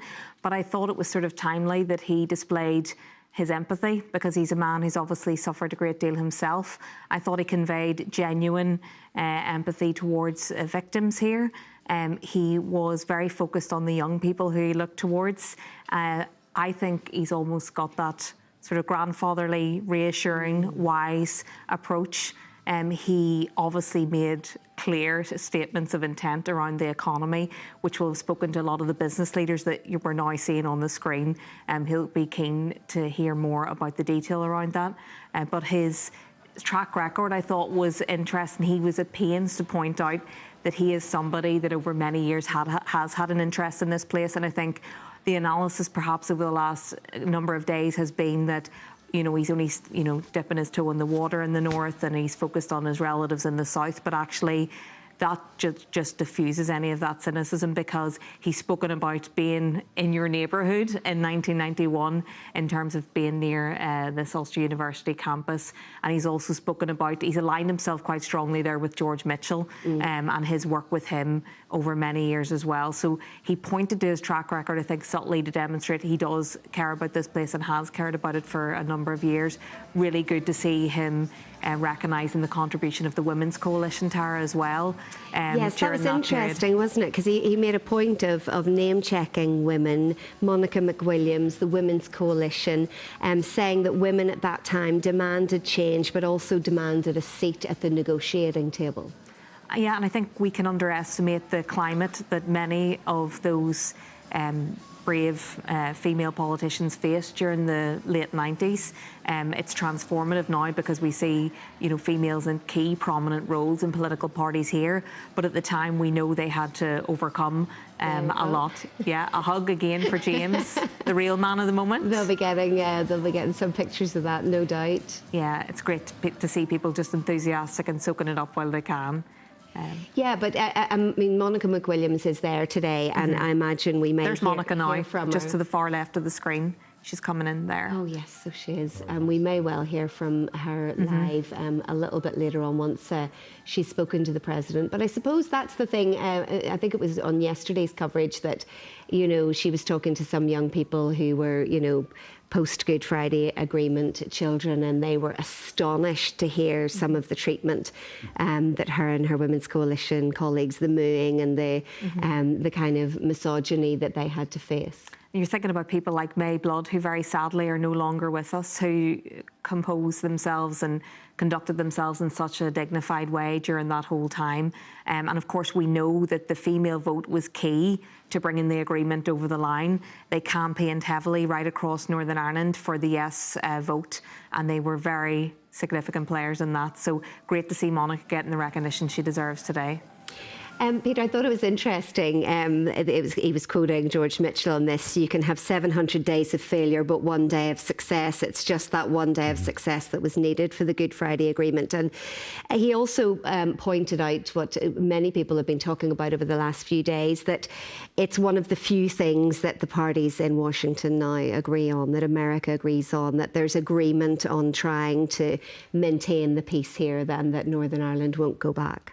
And that's also communicating to a US audience. There's no two ways about that. Biden, part of his platform and election was about how you could heal the divisions, the very serious divisions that we now see in the United States, and that many people, you know, dispute his right to be president, you know. So he's also trying to emphasise that it's a bipartisan political achievement, and that bipartisan politics are the way forward. And he's quite right, because we talked a lot about Clinton today. Let's not forget the crucial role that the Bush administration played, and balancing things out for unionists as well. Don't forget that it was very important in decommissioning, getting Sinn Féin to accept policing, and then obliging DUP to go into power with Sinn Féin. So the Bush Bush administration really played an important role in balancing things out and showing that the US is not about nationalism, a nationalist agenda or a united Ireland. It's about supporting, protecting, delivering on the benefits of the Good Friday Belfast Agreement.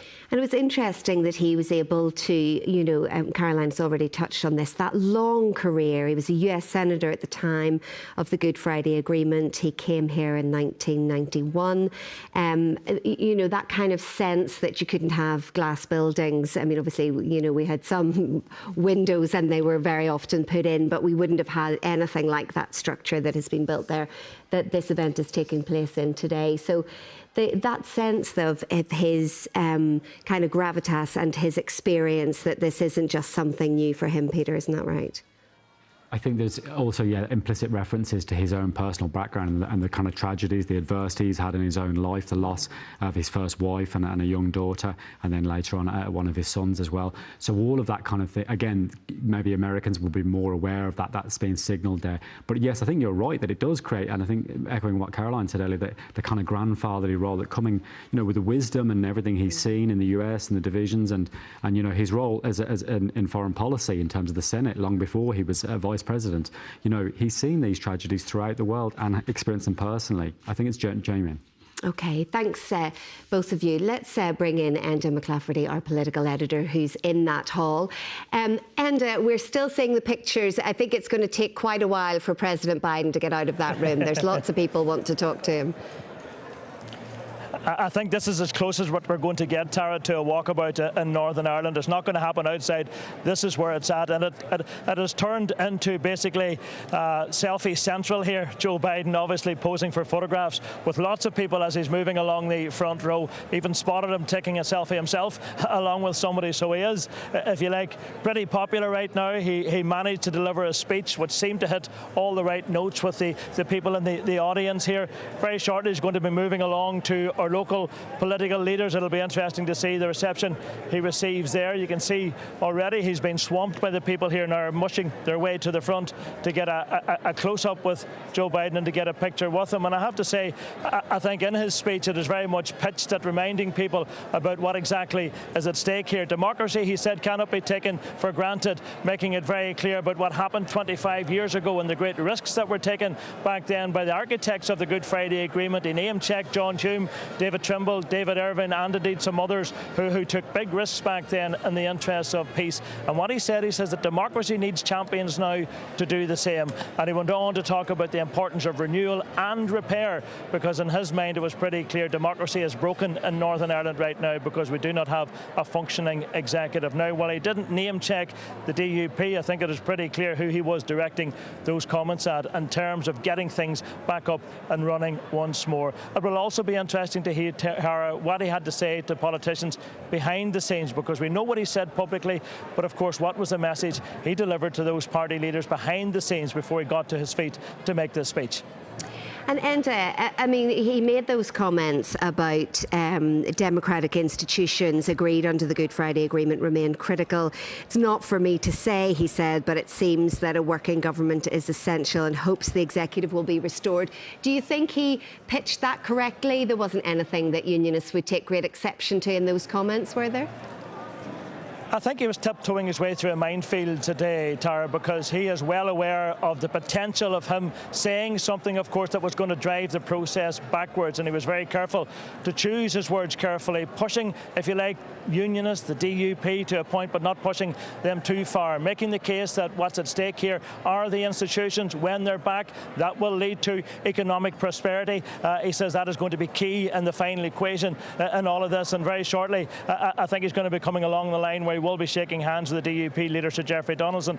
As we can see there, he's having a conversation now with Chris Heaton-Harris, the Secretary of State, as he moves along. We know the Shadow Secretary of State, Peter Kyle, is also here. He's in the room. He had a picture taken with Joe Biden just a short time ago. And I think very shortly he's going to be shaking hands with Michelle O'Neill of Sinn Féin. I see Colin Davidson there, the artist, as well, standing in line to get his selfie with the President too. So it's a busy time for Joe Biden, but people are making the most of it, because this, as I say, is the only, I suppose, public expression of contact that people are going to get on what is a pretty brief trip to Northern Ireland. I can see the SDLP leader, Colm Eastwood there, the Ulster Unionist leader, Doug Beattie, as well, perhaps pushing their way to the front so that they too can get an opportunity to have a brief few words with Joe Biden. So it's all happening here, and we do expect, of course, the President to be leaving here very shortly because he's got lots more engagements ahead of him south of the border. And when he leaves here, that is the Northern Ireland leg of this trip essentially over. Some people say it hasn't amounted to much. It is basically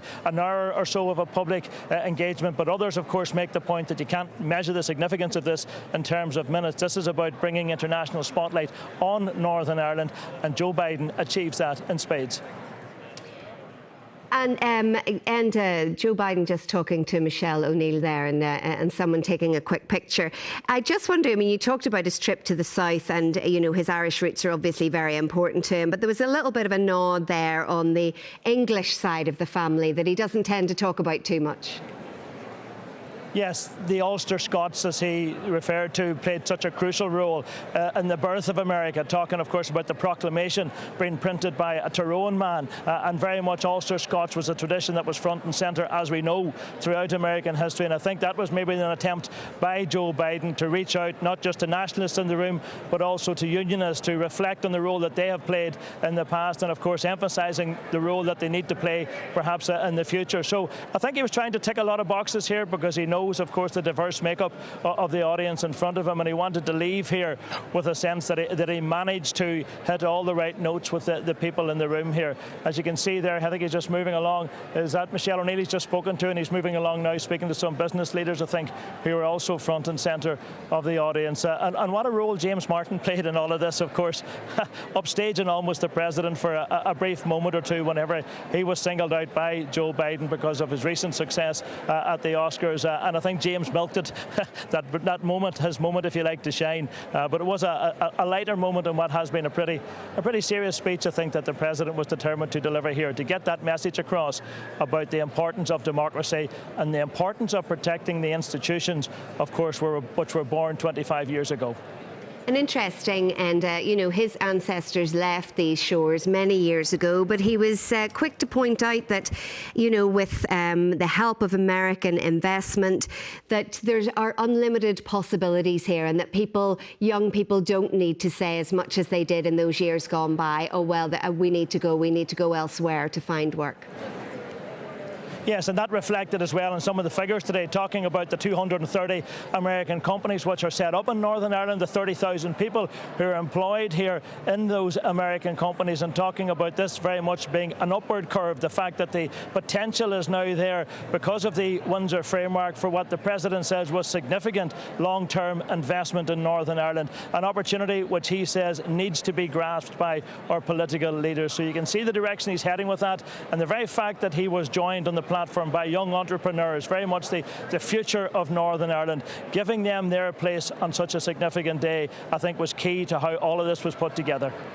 Yeah, and that nod to the UK and EU relationship, because we were talking about it in the studio earlier, and we were wondering, you know, would this event have even happened if the Windsor framework hadn't been agreed?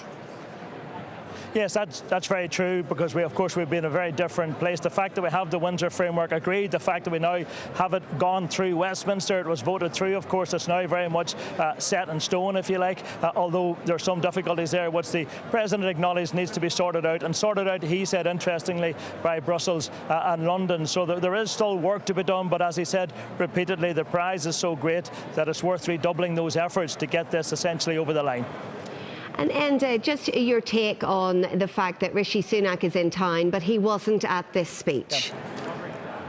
Yes, that was very interesting, Tara, because, of course, he is the man, after all, who invited Joe Biden to Northern Ireland. He met him this morning, but yet and all, he didn't turn up at what is the key event in Joe Biden's visit. The moment when Joe Biden was going to make this key address, we know that the Prime Minister obviously wasn't here today because he said he had another private engagement. Now, we don't know what that is. We may learn later in the day where Rishi Sunak was in Northern Ireland at the time that Joe Biden was delivering this address. But it has raised a few eyebrows eyebrows, because the feeling was that he would be front and centre in the audience here. He would be filmed listening to the President making his speech, and then of course there'd be an opportunity for more handshakes afterwards. That didn't happen. Rishi Sunak is somewhere else in Northern Ireland right now. They will probably say in Downing Street that he had his talk with him this morning. He was there meeting him off the plane last night, and they have already denied that, of course, that his role was pretty much low-key throughout this trip. Yeah, it's interesting, isn't it? That whole idea towards the end. He likes to quote poetry. We know that about Joe Biden, and he had that line from the poem, "What happens outside is technicolor," and just really kind of underlining that not only has Northern Ireland changed, but Northern Ireland has changed how it sees itself. Yes, absolutely. That, I suppose, cultural transformation which has taken place in Northern Ireland is very much something that Joe Biden taps into, because he wanted to make this as broad as possible in terms of the reach of his speech today. And we know, of course, that he constantly refers to his Irish heritage. He constantly quotes poets like Yeats and Heaney, and talks at length about his own upbringing and the fact that Ireland played such a critical role in his own personal development. So it's something that he's very proud of. Of course, we know that there's a possibility he may run again for another term in the White House. He said that is his intention. We are, of course, waiting to see if he makes sort of a formal announcement on that front when he visits the Republic throughout the rest of the week. That's certainly something to watch out for, because we know Irish America, of course, is key if a president like Joe Biden wants to get back into the Oval Office again. Yeah, those 30 million people with Irish roots. He's taking his time, and you know, he is talking and listening to people here. He doesn't seem in any rush out of the room. Yes, that is right. I think it's very difficult for Joe Biden to make his way through the crowd here, because I think everybody is making a great effort to have their moment with Joe Biden, their moment to capture that selfie. Here's somebody who indeed had some FaceTime with Joe Biden even before the speech started. That's the SDLP leader, Colm Eastwood. Can I ask you just for your thoughts, Colm Eastwood, on what you heard the President say there? Well, I think it's a very positive re-engagement from the American administration.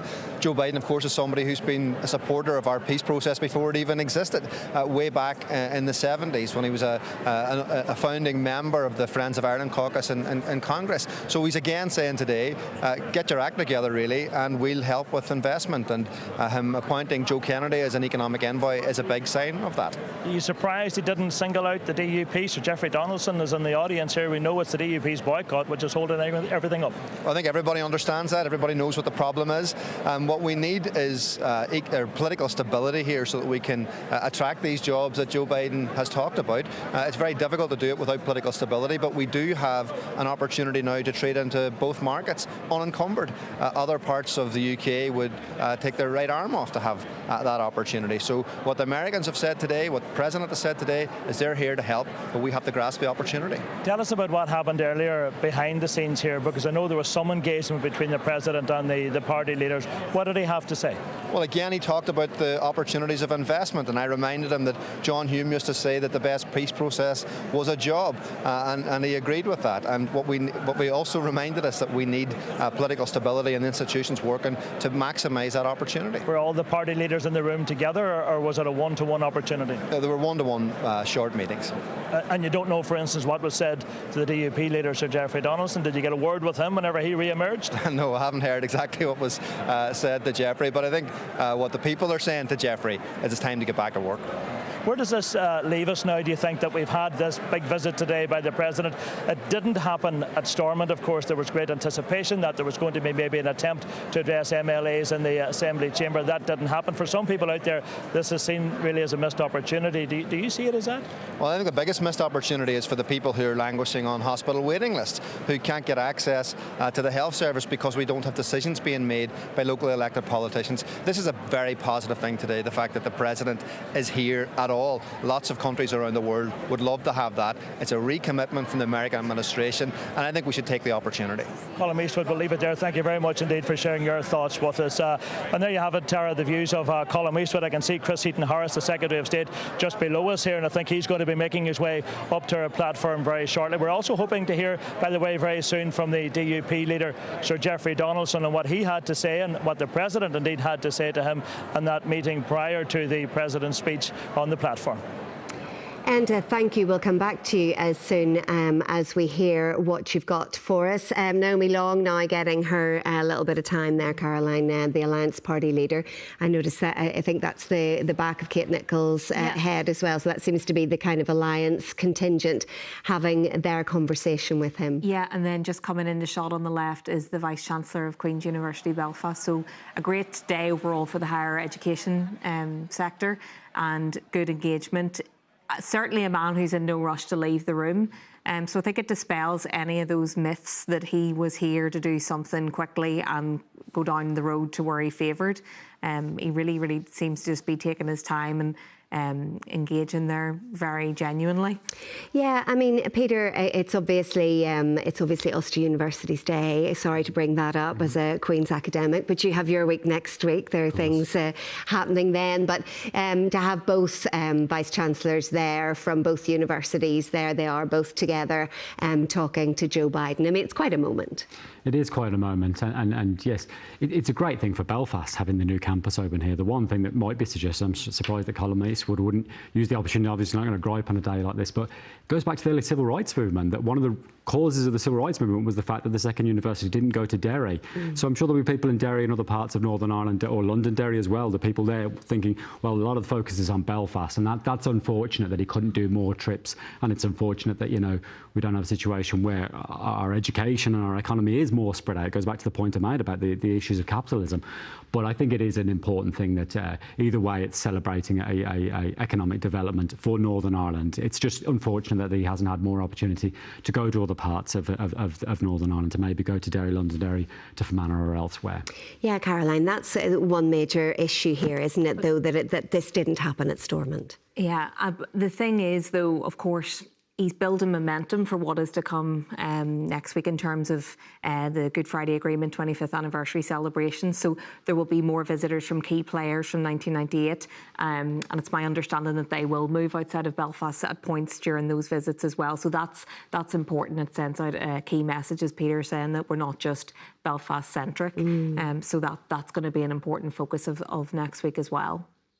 Yeah, it's a funny one, isn't it? Because the focus is very much on, you know, we're all watching in on this. It is happening in Belfast. It is the capital city. But you do want to see that kind of being spread out, and to touching on your point earlier on, to try, you know, I mean, we're looking at third sector education, but the placing of that university where it's, you know, there's extreme poverty in some pockets there. Well, and it's extremely symbolic. But I think when he has spoken to some of the innovative sectors that we're seeing emerging in Northern Ireland, they don't necessarily have a geographic location, and that's a good thing. So we heard from Gabrielle at the start and things like that. You know, the young entrepreneurs coming through can probably work from home here and have a global reach and impact. So even though he's a man with great experience and he's 80 years old, he sort of defies belief that he is. He sort of, that felt like a bit of a modern speech. Yeah. It felt fresh. It didn't feel dated, and it didn't feel stilted. It felt a genuine call to action to young people here to believe in themselves, whether they're in one corner of Northern Ireland or the other. OK. We'll leave it there for the moment. Let's head back to Enda McClafferty now, and he has some guests. Yeah, speaking indeed of those young people who were in fact name-checked in President Biden's speech, I'm joined by two of those young entrepreneurs, Amy Grant and Jordan Graham. First of all, Amy, it must have been a lovely feeling to have somebody like President Biden call out your name in this gathering and reflect on the success that you've enjoyed. Yeah, it was absolutely amazing, and I think his main message is young people are the way forward, and we need to be chatting to the young people and see what they want in the next 25 years of Northern Ireland to look like. But it's an absolute honour to be name-checked by President Biden himself, and for him to highlight, you know, the social work that I am doing within my social enterprise, Books by Stella's. How did that come about? So I actually started Books by Stella's during the Young Enterprise Company programme, and I have kept that business going 5 years later. So basically my little brother was diagnosed with autism, and I really struggled to find ways of understanding what he was going through. And then I decided that, okay, it's not just siblings, it's everyone else. So I have 2 educational and illustrative books that are for children that don't have autism, to help children understand what it is like to have autism. Could I see you getting a presidential hug down there? I did. We did say thank you for mentioning us in your speech, and he was like, oh my gosh, I've heard so much about you guys, which I'm not 100% sure he might have done, but yes, we definitely did get a hug. Got a photo off it as well. No hug for you, Jordan, but you got a mention. I got a mention, and I got a good handshake, good firm handshake, so that was enough for me. I was very happy with that. Tell us your story. So I co-founded a company called Giant Kelp, which is business innovation and marketing services, and I am also a non-executive director of Young Enterprise Northern Ireland, which is the charity that Amy mentioned. Oh, it's okay. And yeah, so it was really nice to be mentioned by the President today, and just for that sort of optimism that came across in the speech about the future and how the future is prosperous for Northern Ireland with the right direction. Yeah, and it's very much tailored towards you and Amy, that audience out here. There's a big reach in to say these are the people that matter in this room today. Definitely. No, it was really a special day for us. Okay. Jordan and Amy, thank you very much for your time. We appreciate you getting up to the platform so soon after your experience with the President. Thank you very much indeed for that. And in fact, we are, I think, going to be joined now by the President's Special Envoy to Northern Ireland. That is Joe Kennedy, of course, who delivered his speech just before the President got to his feet. Joe Kennedy, we meet again. We do. Nice to do it on this side of the ocean. So. Yes. Tell me what you made of what the President had to say. Look, I think it was a really powerful moment, one, personally for the President, but two, what I hope people will take from that and what they heard from it is that we believe in the people of Northern Ireland. We've been committed to this place. We are committed to this place. We're committed to the people here. I will say just personally, from landing last night with the President, the reception of people out in the streets, the warm welcome, the optimism that about this visit and the commitment going forward has been palpable, and we look forward to delivering on it. Do you feel like a man under pressure here, because your speech and his speech was very much tailored towards you doing a good job for Northern Ireland and attracting lots of US investors? Look, I think Northern Ireland makes that case itself, and I obviously am excited about this opportunity, excited about this role. I wouldn't have taken it if I wasn't. But as you heard me say, and you heard the President say, this is about us continuing to invest in and bet on the people of Northern Ireland. And it is the people of Northern Ireland that make that case. You heard me talk about that American CEO that needed a pair of pants and a guy went the extra mile, but that he told me that it was after that experience that if somebody was willing to do that for him, that he had no concerns whatsoever about making a major investment here, and he has. We know American companies employ around 30,000 people in Northern Ireland. People will hear your words today, but they will want something tangible from this. They want to be able to say, Joe Kennedy, when you finish your time here in Northern Ireland, what will we be looking at? 40, 50, 60,000 people employed here? Are you setting targets for yourself? No, I think I'm excited about this opportunity. I think there's an enormous case to be made, and I think the people of Northern Ireland will make that case. From my conversations with major CEOs from around the United States, they're looking at Northern Ireland with an awful lot of excitement. I think building off of a trade delegation that the President announced will provide an awful lot of momentum, building off of this visit as well. And we look forward to finding ways to assist in any way we can. What about the fact, of course, that we do not have a Stormont functioning right now? There's no executive in place. You're trying to sell Northern Ireland to potential US investors, but yet no, you can't provide all the answers in terms of the operation of the protocol, for instance, in Northern Ireland. How frustrating is that for you? Look, I think I'm excited about this opportunity. I'm excited about this role. Without question, you've heard this plenty of times, businesses love clarity, they love certainty, they love confidence. And so, as you heard the President say, making sure that those institutions are fully functioning, that we get through a bit of uncertainty here, and there's a process there, we have to work through it. But as that becomes clarified, I think the prospects for even greater investment and greater opportunity will come. So just to be clear, what are you saying to the DUP? What are you saying to the DUP leader, Sir Geoffrey Donaldson, who is here in the room today? I think Mr. Donaldson is well aware of the opportunities and the challenges here. Again, there's a process that has to be navigated. I've served in elective office. I know some of those challenges well. I think what you heard the President say was, we stand by, excited about this opportunity and willing to assist. You're a Kennedy trying to steer clear of politics, tiptoeing your way through a political minefield here. That can't be easy, given your family DNA. No, I think, look, politics is about people, and people are complicated, and that's okay. That's actually a sign of a good and healthy and functioning democracy. Getting these institutions up and running, I think, will be a boost. Understanding there's a process by which that has to happen and operate. we hope to be able to be of assistance as we can. Okay, Joe Kennedy, thank you very much indeed for your time. Thank you very much. And we know, of course, that while President Biden is leaving Northern Ireland today, heading to the Republic, Joe Kennedy is going to remain in Northern Ireland for the next week or so. He's going to go around and meet potential investors in Northern Ireland, visit the Northwest, for instance, we know. So he has a full book of engagements to take place over the course of the next week or so.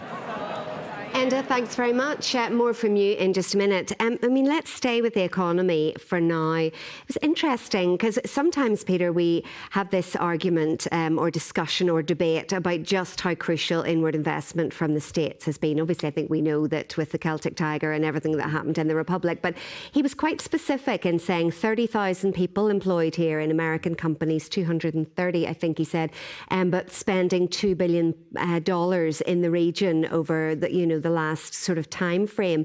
Those are pretty significant figures. They are, and there's lots of reasons why the US will be particularly interested here. I think we mentioned already about the possibilities of selling to both the UK and the EU market. But, English speaking, a very educated workforce, still a very young workforce. It's not a hugely different time zone. So there's all sorts of reasons why for both parts of this island, and obviously the ethnic and historical linkages, that there's been a very significant US role in investing north and south.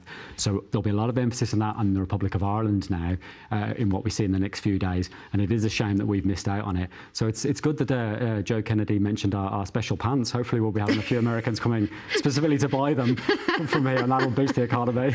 That was a terrific story, Caroline, that Joe Kennedy told in his speech, and not something that we should be necessarily surprised about, the kind of welcome that people get when they come to Northern Ireland. But on the economy, is there a sense that you have to tread carefully with that as well, because it can be seen perhaps amongst some unionists that's they're just bribing us with money whenever they have an agenda that they want to push?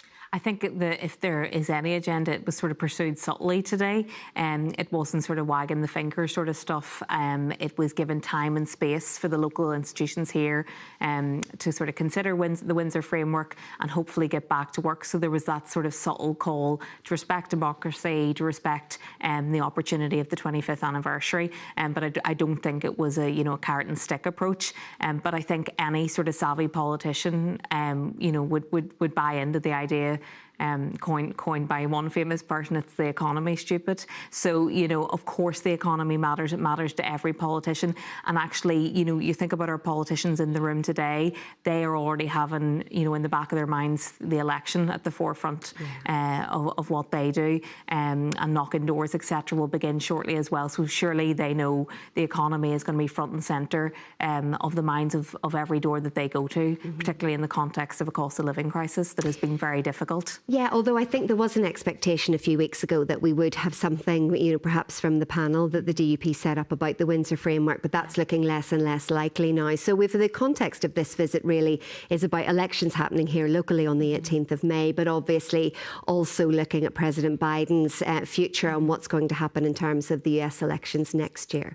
Yeah, and I think obviously we respect that the Irish diaspora are a huge part of his considerations in respect of this visit, and Peter's alluded to some of the sort of set pieces that may well take place probably in Mayo, which is obviously close to his heart. But I think we shouldn't maybe overstate the sort of it as a voting bloc because it has shifted and changed. In fact, maybe some Irish Americans actually were attracted to the sort of Trump presidency, and I don't think it's just a natural, simple bloc that Joe Biden can just count on anymore. But of course, it's the romantic sort of association and everything else. He's also been canny enough not to call whether he is going to run or not. So we'll see what the sort of mood music is like on that. I think timing is key for that. Yeah, might hear that in Ballina, you never know. Let's head back to Enda McClafferty now, and we saw Naomi Long talking to the President, and now we can hear. Naomi Long, you had some moment or two with the President before he made the speech. Give us a sense of what was discussed behind the scenes. Well, I think the first thing and the most important thing was he wanted to talk about the economy, because I think that is foremost in everyone's minds. He talked about the importance of having stability politically in order that we could achieve the maximum benefit from what's intended, and was very positive about Northern Ireland's economic future and the role that the US wanted to play in that. So it was a very brief conversation, but we managed to at least exchange kind of our support on those issues. And having spoken to him a few weeks ago in Washington, he's already aware of some of the challenges that we face in terms of restoring the Assembly and Executive, but is clearly very keen to see us do that as soon as possible. What did you make of what he had to say from the platform here and the message that he delivered in a very public way? Well, I thought it was a very positive message. I thought it was a very balanced message, and I thought it was one, again, that was optimistic and hopeful for the future. And I think that many people in Northern Ireland today want to hear that hope. They want to hear it from their local politicians as well. They want to hear how we're going to actually make life better for them. That's the job we ought to be doing, and it's the one that we can't get to at the moment. So hopefully over the next weeks and months we will be able to move in that direction. Did he say enough to reassure unionists out there? Because we know there are some unionist politicians who take a very different view on Joe Biden than many, of course, from the nationalist community, some describing him as anti-British, that he's very much pro-nationalist. Did he do enough, to think, today to reach out to those people to say, look, he's a man up for helping everybody? Well, look, I think he was very clear in terms of talking about the fact that his predecessors were English as well as Irish, and he emphasised that. We have to understand the dynamics in America. Irish America is a huge community, and so there isn't the same culture of British America, if you like. But that doesn't mean that he is in any way eschewing his UK roots or his English roots, and he was very open about those today. What I think I take away from what he said was about how invested he is in progress for our young people, in progress for our economy, and that benefits everybody, unionist, nationalist and neither. So I think everybody should be reassured when one of the most powerful economies in the world wants to invest their time, money and energy here, that we should open our arms and embrace that and take every chance that we get. The fact that this was played out today in Ulster University, that there was no visit to Stormont, there was no assembly gathering for a special address from President Biden. What are your feelings around that? Because some people think that it was a missed opportunity. Well, look, of course it's a missed opportunity. We don't have an Assembly and Executive, but I think to have gone to Stormont today in a stage where Stormont isn't operating would have been farcical. And I think the reality of not having a functioning Assembly, not being able to go in there and deal with all the really pressing issues, but then turn up for an event like this, I think would be totally inappropriate. I think this was the right event. I also think the fact that it was somewhere that is focused on the economy, on young people and the future was the right tone for the event. Okay, Alliance Leader Naomi Long, thank you very much for sharing your time with us. And I think we have Sir Geoffrey Donaldson as well, the leader of the DUP, just stepping up to the platform here beside me, just to give us his thoughts on what he heard today from President Biden, not just from the platform, but also indeed from the meeting they had earlier. Sir Geoffrey, if you just want to stand in there for me. First of all, let's talk about the bit that we didn't see. You had a discussion with Joe Biden beforehand. What did that amount to? Well, it was a very brief discussion, and in fairness to the President, he made clear that he's not here to interfere, that it is for the political leaders in Northern Ireland to make decisions about the future, but that the United States stands ready to help in whatever way they can, particularly in relation to encouraging more American investment and jobs created in Northern Ireland. Stay with us a second, Sir Geoffrey, because I understand the presidential motorcade is now leaving University of Ulster here. We now know that it's heading back towards the airport again, because Joe Biden is going to catch a flight to Dublin, because this is the one part of his Northern Ireland visit, albeit a very short visit, it has to be said, and he's now making his way to the airport to go to Dublin to continue on with the rest of his 4-day trip. Did you get a sense from him that he feels you need to do more here?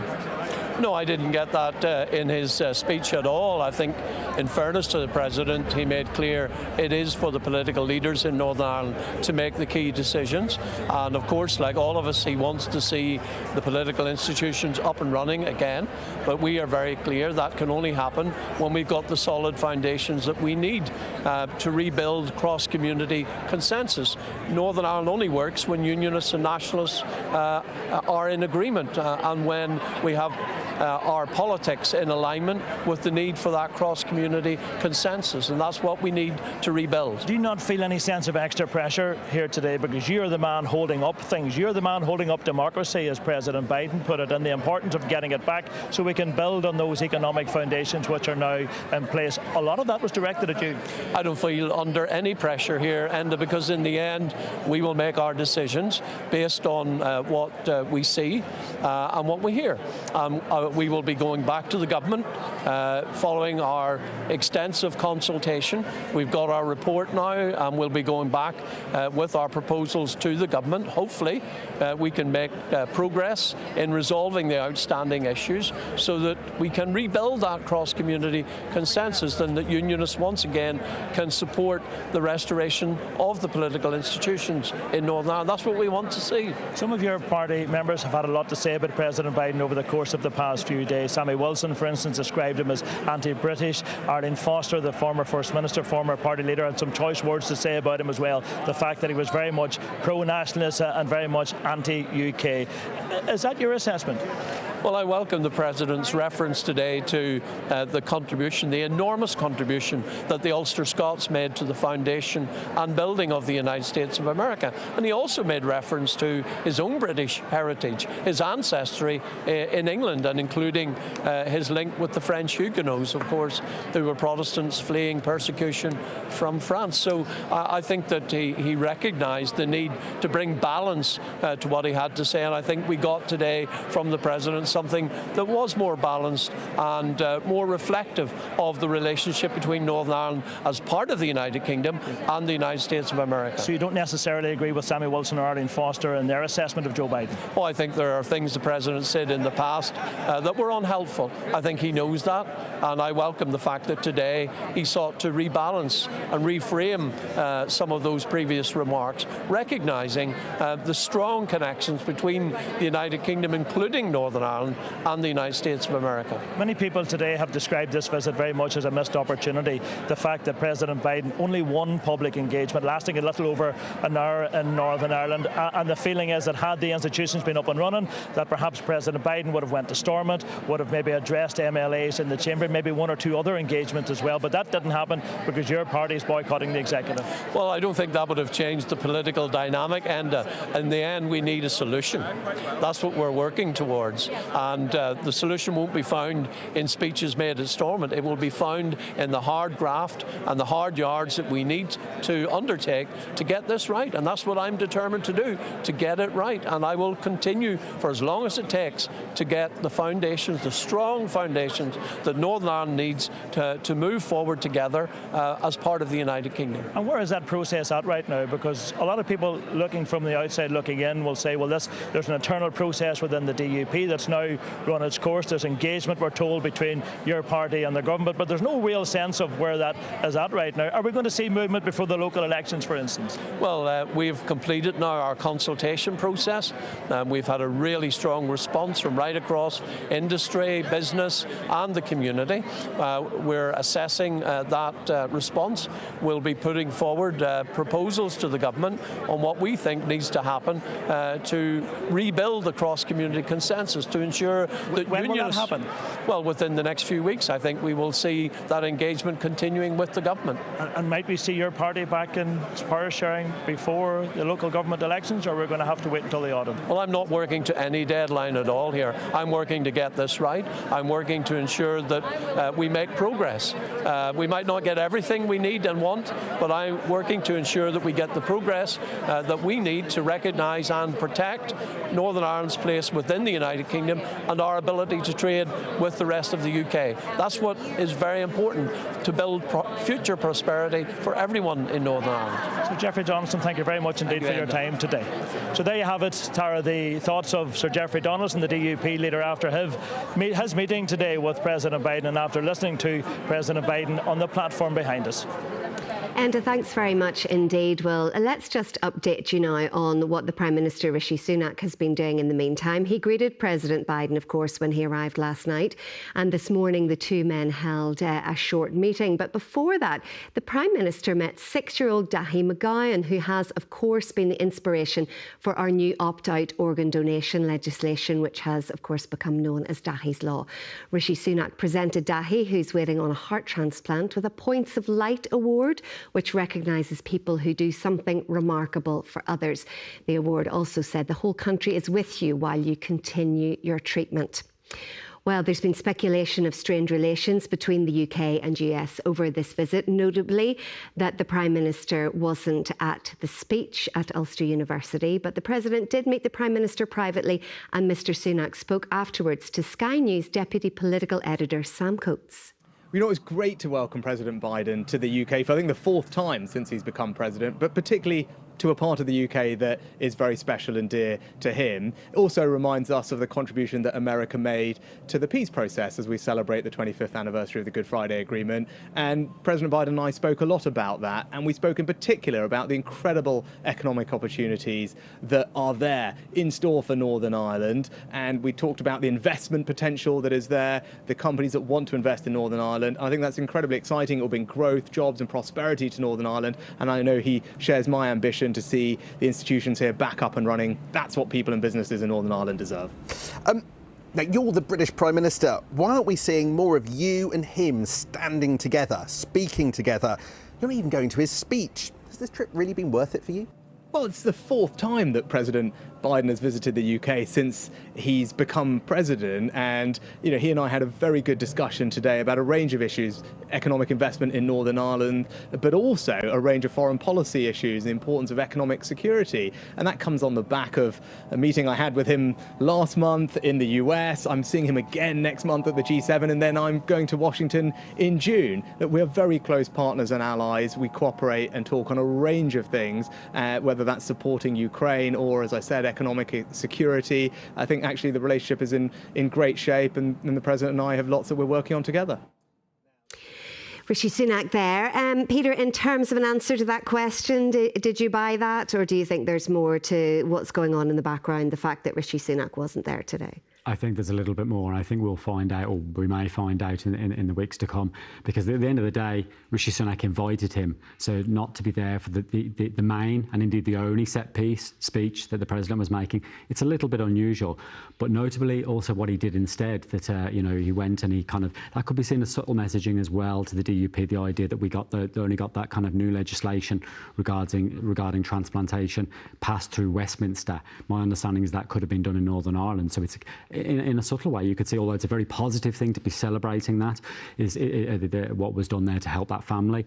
It's also a reminder that we need to take responsibility for these things. And it's not just that. We've had issues regarding women's rights and LGBT rights and all sorts of things that Westminster has had to step in to do. So it's a reminder to people here that we really need to take ownership of this to make our society a progressive and inclusive society for everybody.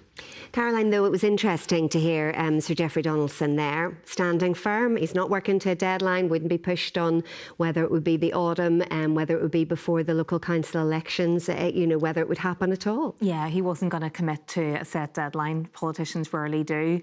But I thought that he was reasonably constructive and positive.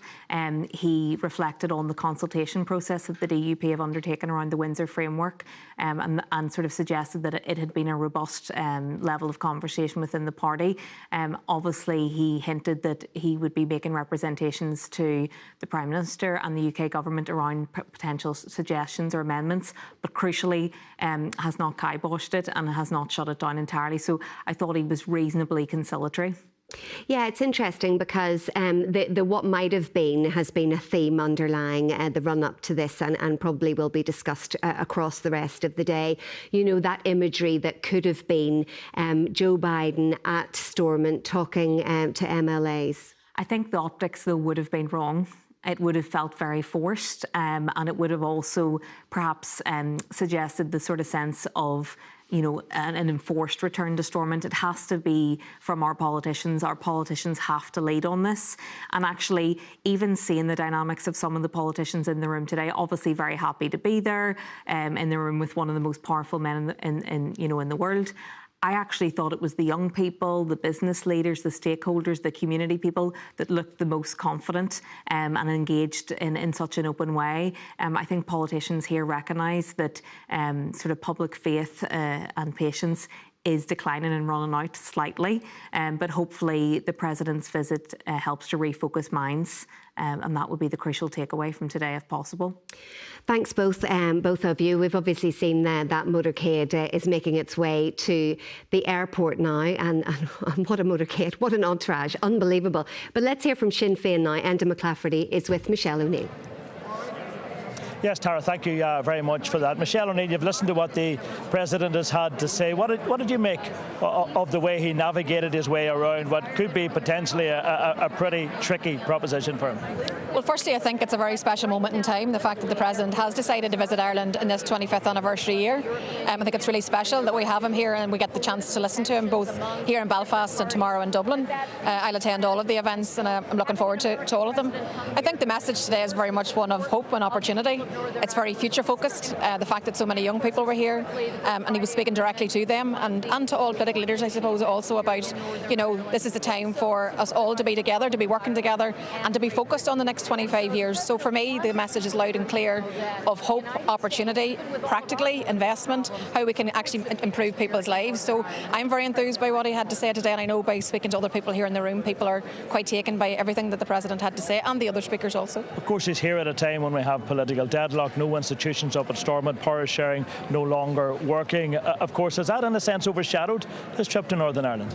I don't think so. I mean, I think obviously from a personal point of view, I would like to have been greeting the President, but I'm not going to be distracted from the fact that this is a very positive opportunity that's been presented to us. The fact that the President is here talking about the fact that they have stayed the course with us over the last 25 years and they're equally as committed to stay for the next 25 years.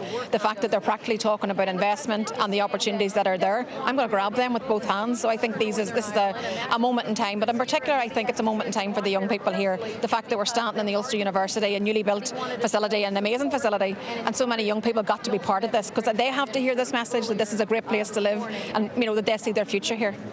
You, of course, had a meeting with President Biden before the speech. All the party leaders had some time with him. What did he have to say to you, and what did you have to say to him?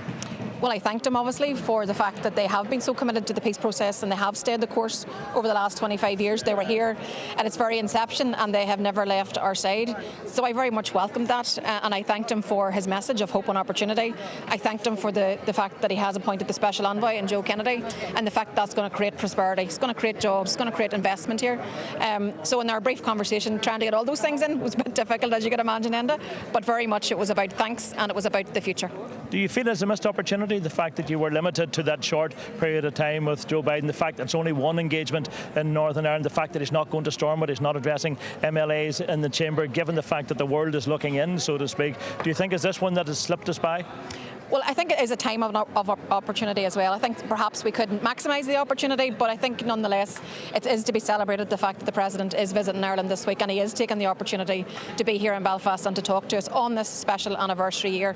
And I can say, with confidence and with my hand on my heart, this society has been transformed over the last 25 years and we should all be very thankful for that and we should all be very grateful and acknowledge the change that's been there. But these moments in time come very rare, and I think the fact that the President has taken the time to be here is a great opportunity for us and one not to be missed. There are many people who are looking on. The international stage is looking at us today.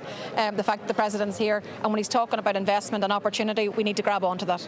Do you think that he say enough to send a message to the DUP? We've heard just from Sir Geoffrey Donaldson, the DUP leader, very much sticking the course, very much maintaining the position that he has throughout this whole process. The fact that there doesn't seem to be a timetable now for any sort of a return to the institutions. How do you feel about that? Well, I think his message of peace, stability and prosperity, those things are all intertwined. Our peace is well embedded, and thankfully so. And we look towards the political stability, and I want us to achieve political stability clearly. I want the last May's election result to be honoured. I want to be in the executive working with all parties. I'm not going to give up on that because I think that the public, it may be and are rightly so frustrated at this moment in time, but they want politics to work, and I think the message of the GFA anniversary and all that was achieved back then when people thought it was impossible means that everything is possible, and I'm not going to give up, and I'm going to continue to work every day to try to bring the parties together, to try to have an executive reformed. But I think the onus clearly now is on the DUP to join with the rest of us who want to be in Stormont and making politics work. Of course, had it not been for the DUP, we perhaps would not be as far advanced, if you like, with the Windsor framework. The fact that the DUP dug in its heels, the fact that they needed changes. Brussels and London came up with changes. They altered parts of the Northern Ireland Protocol. So is it not to the DUP's credit that they managed to bring this process to this point? Well, you have to remember there was no negotiation whatsoever. The DUP walked away from the executive. No negotiation between the EU and the British government happened because we had successive British government ministers who you couldn't trust their word, to be quite frank about it. But then we had a change of British Prime Minister, and a Prime Minister who then came in and had, I suppose, a more pragmatic realisation that what he needed to achieve was a trade deal with the United States. And that has been, I think, the big political leverage that has saw us get to the point now where we have the Windsor Framework, the protocol deal. That didn't happen in any other of the previous British Prime Ministers' watch, whether that be Boris Johnson or Liz Truss. Nothing happened and not one thing was moved forward. But I am very clear that the fact that the British government now want a trade deal with the United States, that's the reason why we now have a Windsor Framework, and I'm glad we have it. But that negotiation's now done, so the DUP, the onus is on them and the two governments to continue to work to ensure that they actually realise that where they need to be is in the executive with the rest of us. Somebody you used to share power with, Arlene Foster, the former First Minister, had some choice words to say about President Biden last night. The fact that in her view he's very much anti-English, he's anti-British, and very hard for him to sell any kind of message to unionists. Well, I'm very pleased that the President is here. I think his message was spot on in terms of hope and opportunity, practical support, practical investment, looking towards the next 25 years. Look what we've achieved in the last 25. Imagine what we can do in the next 25. So I'm going to focus on the positivity here. I'm going to focus on the opportunity, and I'm going to focus on building a better society that allows young people to reach their full potential. OK, Michelle O'Neill, on that note, we'll leave it there. Thank you very much indeed for talking to us on the programme today. So there you have it, Tara, the thoughts of Michelle O'Neill, the Vice President of Sinn Féin. And thanks very much. The room pretty much empty behind you now, just a bit of dismantling happening. But outside, Mark Simpson, you can bring us up to date with what's happening where you are. Well, Tara, the President has gone, but the security operation is still in place. There are barriers along York Street. These are going to be here for a couple of hours at least if you're trying to travel in and around the city centre. I've been speaking to some police officers. They're all quite relieved that the President got in and out without a hitch. As we know, he's now on his way to Belfast International Airport, about 18 miles up the road. The other people I've been speaking to are academics from Ulster University. We shouldn't lose sight of the fact that over the years they've played a little bit second fiddle, haven't they, to Queen's University in Belfast. Today's their big day. Again, they're very relieved that today has gone without a hitch. It was a short speech and a short visit, but there will be a long-lasting legacy, I think, for Ulster University. Mark, it's interesting because we talked a lot beforehand about the pitch being about the economy, but it was very much about the peace process and the fact that the Good Friday Agreement has made what young people are growing up in now completely unrecognisable to what older people grew up in. Tara, you're being very kind to me because for days I've been saying on our airwaves I expected the speech to be more about economics rather than the politics. But he didn't miss and hit the wall in terms of talking about the politics. He didn't miss and hit the wall in talking about the need to renew and repair. He wasn't specific. There was this fear amongst unionists that he would single them out. He was more diplomatic than that. And I have to say, and I'm showing my age here, I've covered all 7 presidential visits to Northern Ireland. I've never heard a more personal speech. We could be cynical if we want about Joe Biden. He's got one eye on re-election next year. It's really the 30 million, 33 million, if not 40 million Irish Americans that he was aiming at with that speech today as America woke up, what are they, 5, 6, 7 hours behind. But he put his hand on his heart at one stage and he said, it matters to me personally. Believe it or not, and we can be cynical, he says he's here not just because he politically thinks it's going to be worthwhile, but he genuinely, with his own Irish roots, cares about this part of the world. Yeah, and we were talking in the studio earlier, Mark, about, the tone. It was quite a gentle tone, but almost grandfatherly in how he set out what he had to say here today. Yeah, dare I say it, even great-grandfatherly. He is now in his 80s. Yeah, it was a bit folksy, wasn't it? And it was hard to say whether he was off script or he's just one of those communication geniuses that can make it look as if he's not looking at auto cue. I think the one thing, though, that will go out from today is the fact that he actually came even though we don't have devolution here at the moment. And he made it clear that if he is re-elected, he'll be back. And if Queen's University are watching, maybe he'll go to Queen's next time. Yeah, I'm sure they would love that. But they've got lots to come next week. Mark, thanks very much indeed. I think we're going to hear from the Secretary of State, Chris Heaton-Harris, hopefully, who is standing by with Enda. Yes, Tara, that's right. We've moved off our perch here off the platform, and we're down now to the floor to speak to the Secretary of State, Chris Heaton-Harris. First of all, your thoughts on what the President had to say? Well, I mean, he demonstrated his love for Northern Ireland, the fact he'd been here in the 90s, and actually this place where we're stood has changed. This building, which now has 16,000 students and lecturers, has brought a different environment to this neighbourhood. He was reflecting on that, so he was reflecting on the past, what the Belfast Good Friday Agreement had brought over the last 25 years, seeing what's here now, and talking about Northern Ireland's future in the most generous of terms, and how he wants and his administration want to help make Northern Ireland one of the most prosperous parts of the globe. So we can't argue with that. You can't do that, of course, until we get an executive restored, until we get the Assembly back up and running again. You're the man at the heart of that process, involved in these talks with the DUP. Do you think the President said anything today that might advance that process? Well, I think he absolutely said with complete certainty that he is completely behind this process. He wants to see the institutions up and running. He believes the Windsor Framework does give us the backdrop on which we can move forward. And indeed, he's just reflected essentially the British government's view in many of those ways. But there's a bit of a way to go before we get to that stage. But I'd like to think his words were well heard across both communities in Northern Ireland. He didn't move the DUP leader, Sir Geoffrey Donaldson. He just told us, of course, that they're very much firm in their position, and their timeline remains as it is within the DUP. So we're no further forward in terms of knowing, are we going to see a restoration of Stormont soon? Yeah, no, not today. I wouldn't expect movement today anyway. But I think what everybody in the audience saw was what potential there is for Northern Ireland as we move forward, when we get the institutions up and running, when we have ministers making decisions, when public services are being properly delivered by an executive that is elected by the people it's looking after, then we'll see big differences, and everybody got that message. Why was the Prime Minister not here today? Because we understand he was in Northern Ireland this morning. He was the man who invited Joe Biden to Northern Ireland, to the UK, but yet during President Biden's one and only engagement here, the Prime Minister is nowhere to be seen. Yeah, so I wouldn't read too much in it. The Prime Minister had another commitment which the President knew about, and so he's completing that. They had their bilateral this morning, and indeed... Does it not feel odd to you? No. Some people looking in might think, he rushed over to be at the bottom of the steps of Air Force One. He had his talk this morning, but yet here, the only public engagement in Northern Ireland, and he's not here. No, generally, I don't think it's odd. I mean, they see each other a lot. They talk to each other a lot. They've only a few weeks ago, they're in San Diego together, launching one of the biggest defence pieces that we've seen in AUKUS.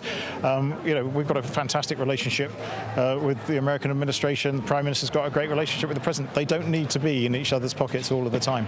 Well, there was some talk of perhaps tension behind the scenes when it came to organising the fine detail of the presidential visit. Any truth to that? I don't think so, but I'd hate to be... What do you mean you don't think so? You should know either way. Fortunately, I'm not in that room, but I do know there's a lot of people who organise these things, and as you saw, every moment of this piece was beautifully stage managed by Ulster University. A lot of effort goes into sorting that out, so I'm quite sure there would have been an odd grey hair grown here and there, but not in the sense that you're talking about. Of course, it was to mark the 25th anniversary of the Good Friday Agreement. That's what this visit was all about, but yet he only did take part in one public engagement in Northern Ireland. No Stormont in place to visit, essentially. Is that a source of regret for you?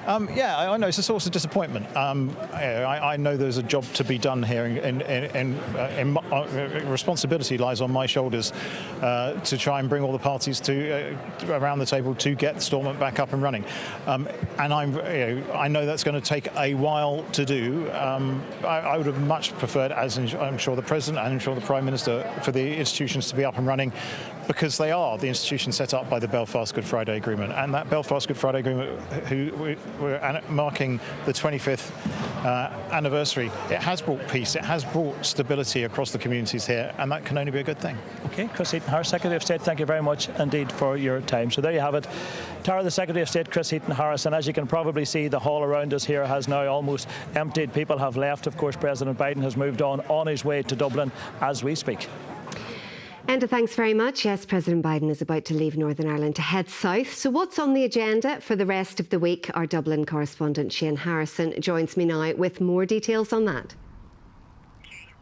Tara, you join me as the Biden blizzard is affecting North County Louth. I'm talking about the weather, not the president, who hasn't arrived here yet. But once he leaves Northern Ireland, he's due to fly to Dublin Airport and then board Marine One and fly to Carlingford. Now there he'll be joined by his sister Valerie Biden-Owens and his son Hunter Biden, and they're going to look into their ancestry. For the president, this visit is all about the personal and the political. Today it's all about the personal, looking up the family roots. His great-great-grandfather, Owen Finnegan, left Ireland around the time of the Great Famine, when 1 million people died because of the potato blight that affected the staple food of the people there, and another 1 million people emigrated. It's going to be the same on Friday when he's in County Mayo, looking up the family roots of Edward Blewett, his ancestor, who went to America and settled in Scranton, where the president himself was born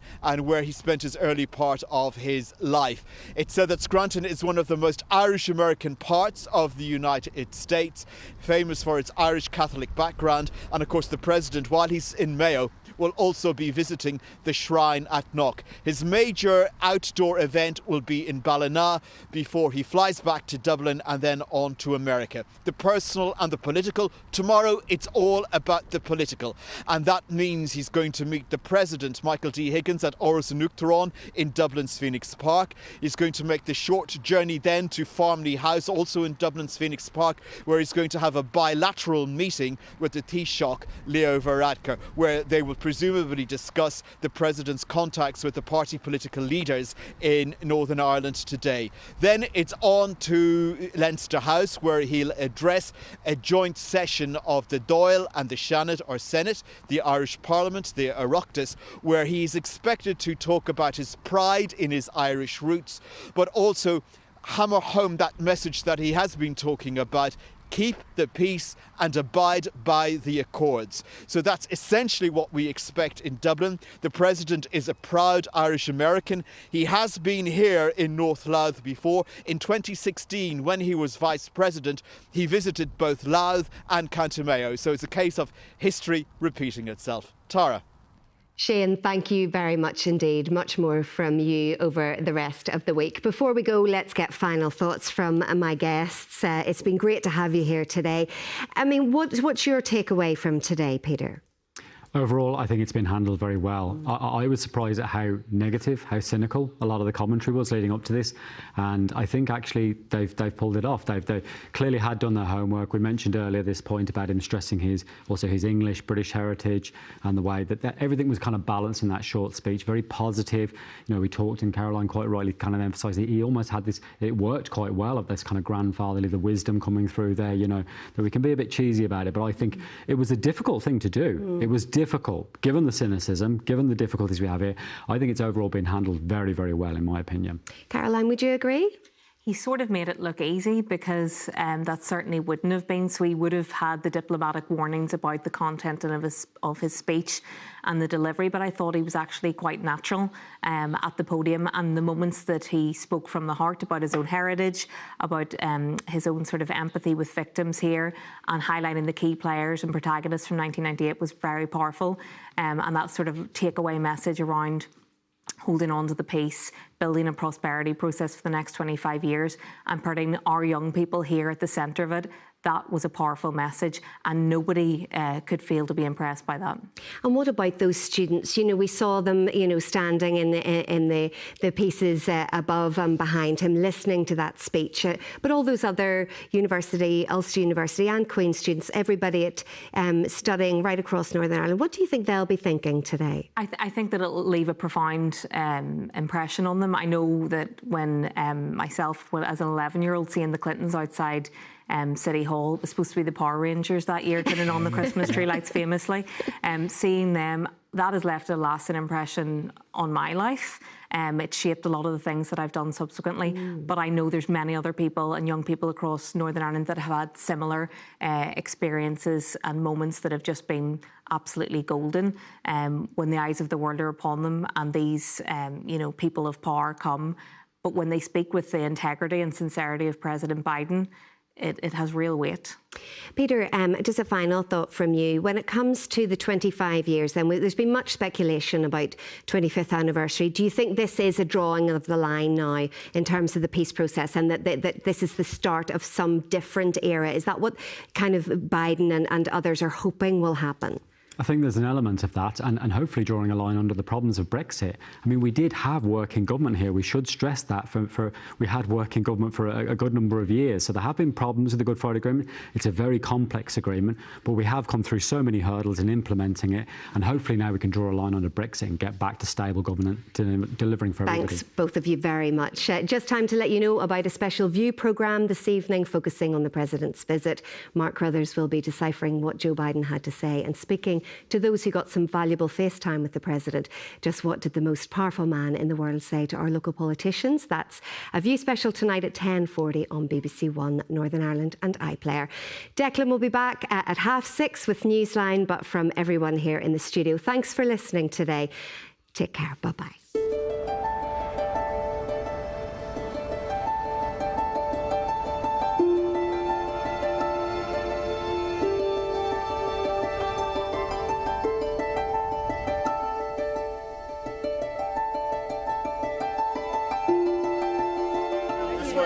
Right this way. Walking out. Listen, we're walking out this way.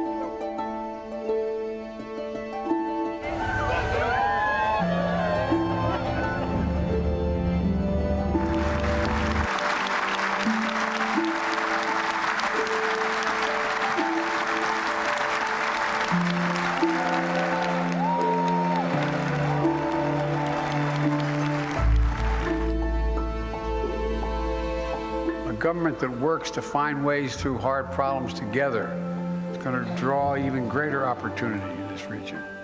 So I hope the Assembly and the Executive will soon be restored. That's a judgment for you to make, not me, but I hope it happens.